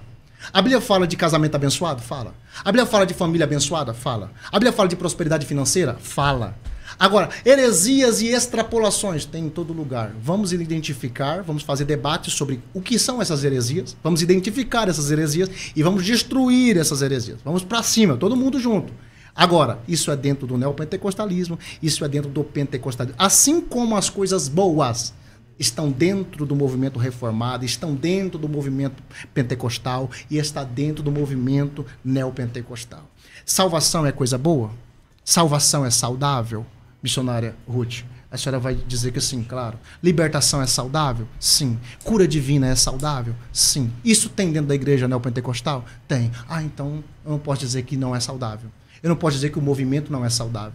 Tem pessoas, inclusive hoje, dentro das igrejas pentecostais clássicas que nasceram na fé dentro dessas igrejas neopentecostais? Tem. Então, glória a Deus.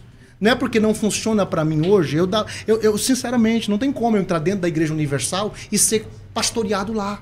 Não dá. A mensagem, eu percebo que é para um público que não conhece Jesus ainda. Eles não evoluem na mensagem. Mas amém, eu não vou desrespeitá-los por isso, eles estão cumprindo o seu papel no corpo. É uma igreja evangelística para alcançar o pecador, para alcançar quem está distante, quem está caído. Agora, se você quer crescer, quer amadurecer, vai ter que sair da igreja neopentecostal e procurar uma igreja bíblica, uma igreja genuinamente, estruturadamente, doutrinariamente bíblica, ok? Agora, vai ter que crescer, quer crescer um pouco mais? Vai ter que sair, inclusive, de algumas igrejas, das grandes denominações que tem por aí, e você vai ter que pensar um pouco fora da caixa, como está acontecendo hoje em dia, avivamentos que Deus está marcando aqui, ali, aqui, de pessoas que estão entendendo que o sistema não é santificado. Deus não é assembleiano, Deus não é batista, Deus não é presbiteriano, Deus não é evangélico. Deus não é neo. Deus não é neopentecostal. Eu quero lembrar a você que está ouvindo esse debate que a FTB está disponibilizando para você a possibilidade da sua formação em hebraico bíblico. Quantas pessoas aí na sua comunidade, na sua igreja, você conhece, que conseguem, que têm a capacidade, a capacitação de ler a Bíblia no texto original, conforme está escrito lá no Antigo Testamento.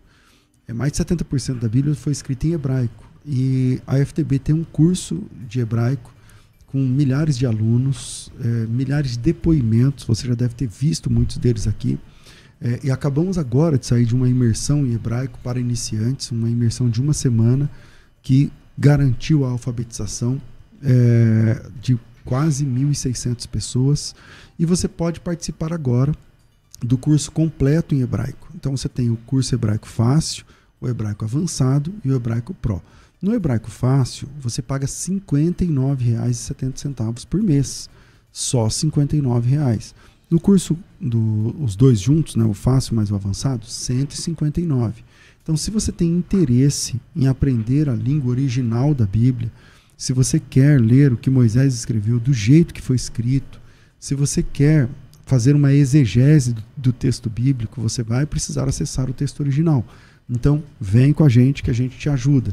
Para isso, você pode clicar no link que está disponível aqui na descrição desse vídeo, clicar no link para quem está ao vivo aqui no chat, ou você pode chamar direto no WhatsApp para quem está pela rádio, pelo FM. O WhatsApp é 97511-3385, 011 aqui em São Paulo, 97511-3385. Coloca teu nome, tracinho hebraico, e a gente já chama você para fazer a sua inscrição. Nome mais hebraico, e a gente já chama você para mandar aí o link para você. Mas se você está acompanhando pela internet, é só clicar no link que está disponível aqui. Caso eu estou falando isso no dia 13 de maio de 2025, pode ser que você clique no momento que já acabou a promoção. Então, para isso, para saber, clique no link que está aqui disponível e faça já a sua inscrição. Faça como centenas de outros irmãos fazendo a inscrição aí no curso Hebraico Fácil. Acabou de se inscrever, por exemplo, a Cristiane Nascimento Cavalcante, acabou de fazer a inscrição aqui durante o programa, então você também pode fazer a sua inscrição. Aqui também o Danilo Barbosa Prado, também o Tiago Arruda Garcia, então você também pode fazer a sua inscrição.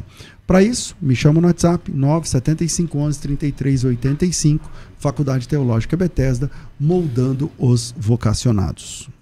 Você está ouvindo Debates aqui na Unidade FM. Ouça também pelo nosso site unidadefm.com.br.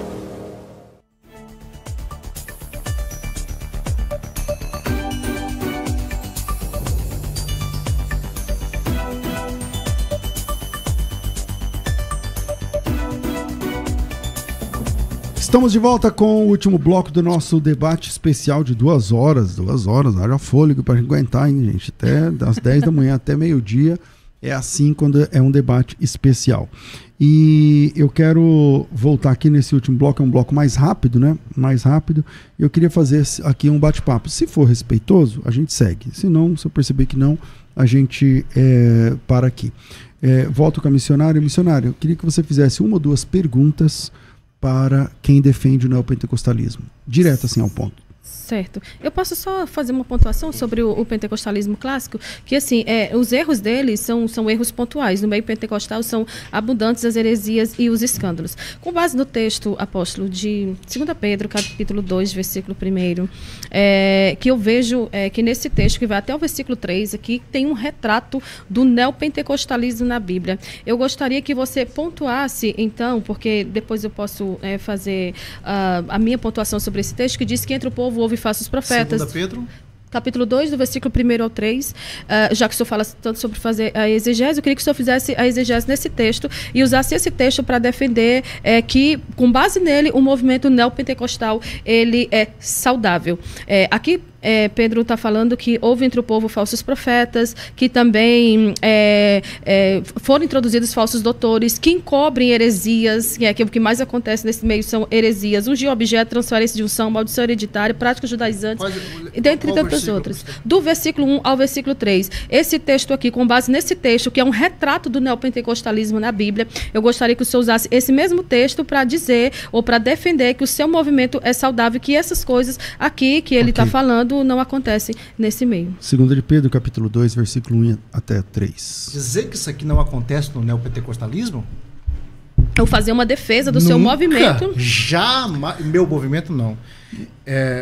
Pastor, eu, em primeiro lugar, eu queria... Porque às vezes o senhor, como mediador, coloca assim, ó, vocês e tal, e fica parecendo que eu contribuí com uma baixaria aqui que eu não contribuí em momento algum. Eu só simplesmente respondi quando me foi inquirido, me defendi quando fui atacado. Isso é vítima? Prefiro, irmã, ser vítima nesse caso do que ser aquele que ataca. Quem tem argumento não precisa atacar o outro pessoalmente. O texto diz assim: e também houve entre o povo falsos profetas, como entre vós haverá também falsos doutores, que introduzirão encobertamente heresias de perdição e negarão o Senhor que os resgatou, trazendo sobre si mesmo repentina perdição, e muitos seguirão as suas dissoluções, pelos quais será blasfemado o caminho da verdade. Por avareza farão de vós negócio, com palavras fingidas, sobre as quais de largo tempo não será tardia a sentença, a sua perdição não dormita. Glória a Deus, não será tardia a sentença e a sua perdição não dormita. dormita. Isso mostra que Jesus é o dono da igreja, a igreja tem dono, Jesus cuida da igreja. Falsos pastores, falsos mestres, como o texto denuncia, falsos profetas, como o texto denuncia, serão envergonhados no dia do tribunal de Cristo. Jesus vai separar o trigo do joio, e ele vai mostrar quem é, ele vai mostrar quem não é. Existe a igreja, a organização, e existe a igreja, o organismo. E a igreja, o organismo é uma igreja só. Jesus não tem 10 igrejas, Jesus não tem 20 igrejas, Jesus não tem 100 igrejas, ele tem uma única igreja. Dentro da Universal, Deus tem os dele. Dentro da Batista, Deus tem os dele. Dentro da Presbiteriana, Deus tem os dele. Dentro da Assembleia, ele tem os dele. Dentro da Católica, Deus tem os dele. Deus não se encaixa em caixa de sapato de religião de ninguém. E falso mestre, falso profeta, falsos ensinos, tem em tudo quanto é lugar. Precisam ser combatidos, precisam ser denunciados, e eu não nego isso de forma alguma. Jamais eu vou me colocar contra o texto bíblico. Agora, sua vez de fazer uma pergunta.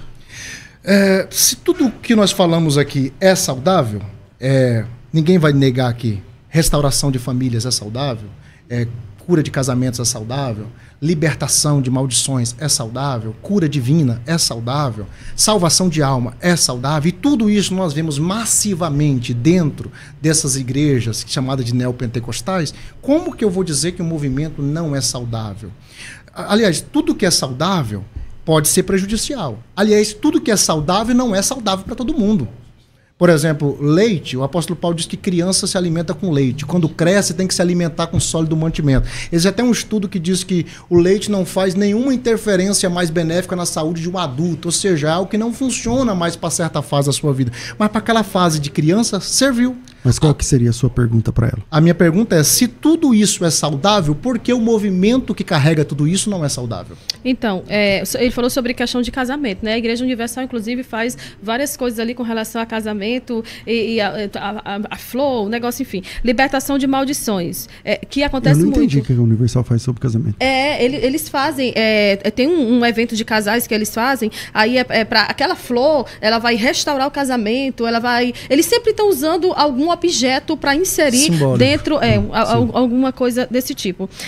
Uma questão ali que você falou sobre a libertação de maldições. Quem está em Cristo, quem vem para Cristo, quem verdadeiramente está em Cristo, não precisa passar por quebra de maldição, porque em Cristo todas as maldições foram quebradas. O Senhor nega que Jesus era Deus quando estava na terra também, né? Então, assim, como base na pergunta que eu lhe fiz e a resposta que o Senhor deu, o Senhor disse, jamais. Eu disse, use o texto para defender. O Senhor disse que não, que jamais usaria esse texto para dizer que acontecem a pergunta dele coisas. Foi assim, se as coisas que são saudáveis, que acontecem no neopentecostalismo, por isso o neopentecostalismo não deveria ser classificado como saudável? Essa foi a pergunta. Certo, eu estou respondendo. Eu só estou respondendo aqui a questão que o próprio pastor pontuou que há muita coisa que não é saudável, mas o problema é que acontecem muitos escândalos, muitas divisões, muitas questões que acontecem dentro do meio neopentecostal. Isso aqui, essa questão de restauração de casamento pode ser saudável, mas a questão do drogado vir a um púlpito de uma igreja, cheirar uma droga, depois dizer que em segundos depois ele não quer mais essa droga, não tem mais contato com ela porque ele foi liberto, isso aí não existe. Jesus não trabalhava dessa maneira, os apóstolos também não. Essa questão da quebra de maldição, transferência de unção e tantas práticas, elas são mais prejudiciais do que saudáveis. Então, assim, não tem como eu estar, por exemplo, eu estava conversando com uma pessoa que está com dengue. Ela não está 100% saudável, mas ela está conseguindo caminhar. Assim também é o movimento neopentecostal. Ele caminha, ele incha, e esse inchaço as pessoas olham para ele e dizem que é um crescimento, mas é um crescimento que não é saudável, porque é uma, como que eu posso dizer, é uma rodoviária, que chega gente, sai gente toda hora, é chegando, é saindo. Então isso não é saudável. No movimento pentecostal não é assim? Não tem no isso? Movimento pentecostal não acontece com essa dissidência tão grande, essa decepção, pelo menos não que eu veja, e não que a questão histórica aborde dessa maneira. A gente pode olhar para o movimento pentecostal, o movimento que mais cresce no Brasil, a igreja que mais cresce hoje é a Assembleia de Deus. Tem erros lá, com certeza tem, mas Tiago 3:11, a palavra do Senhor diz que não tem como deitar de um mesmo manancial água doce e salgada. Então, ou é saudável ou é prejudicial. Infelizmente, o nosso tempo é curto, então vamos colocar a vinheta de considerações finais, que a gente quase não usa, mas vai ser usada hoje aqui só para desespero do nosso operador. Considerações finais. Debates com o pastor César Cavalcante. Tava no ponto, não peguei ele no pulo. Vamos lá. Nós começamos esse debate com a missionária. Eu acho que o debate não começou legal, mas depois foi entrando mais ou menos no eixo. Não foi exatamente o melhor debate que eu já mediei no sentido da pauta do respeito, mas agradeço aí a vida de cada um de vocês. Missionária Ruth, muito obrigado. Quem quiser te conhecer mais, achar nas redes sociais, como é que funciona? Meu Instagram é @MissRuthBenigno. Eu quero pedir perdão, pessoal de casa, porque tem coisas que a gente sabe que foge ao eixo. Depois eu não vou me vitimizar nas redes sociais dizendo que eu fui educada e o debatedor não foi. Eu quero indicar esse livro, Evangelhos que Paulo Jamais Pregaria, e também a Bíblia de estudo que eu mais indico, que é a Thomas Nelson, para quem quer fazer exegese hermenêutica, para quem quer entender o que o texto está dizendo, e também nos originais. Quero dizer para o pastor César que a partir de hoje você é sua aluna. Já era para eu ter começado antes, mas eu estava fazendo outra pós. Eu vou me inscrever. Bora. E hebraico é com ele, grego é com o professor Átila. Gente, Deus abençoe. Eu quero mandar um abraço para os pastores, pastor Geraldo Neto e a sua esposa missionária Lidiane, lá de Teresina, Assembleia de Deus. Vou deixar o endereço da igreja deles para vocês fazerem uma visita. E o nosso debate apóstolo encerra aqui. Eu não vou ficar usando textos, vou fazer cortes se achar necessário, mas não vou ficar lhe atacando de forma pessoal. Espero que o senhor também faça o mesmo. Que bom. Apóstolo Gesiel, muito bem-vindo aqui. Deus abençoe. E suas redes, quem quiser te conhecer, como é que funciona? Amém. Obrigado. Foi uma honra ter vindo participar. Sou um grande admirador. Já mandei mensagem para o senhor no direct. Depois o senhor vai ver minha mensagem lá. Legal. Minha rede social, Gesiel Dias Oficial, no Instagram. Vocês podem seguir. Quero mandar um beijo para minha esposa. No último debate esqueci de mandar um beijo para ela. Está assistindo. Meu amor, Deus te abençoe. E que bom que a missionária não vai depois dizer na rede social que foi educada e eu não, porque de fato não foi. Eu fui educado o tempo todo com a senhora e quero dizer que neopentecostalismo é um movimento que eu respeito, embora não participe dele.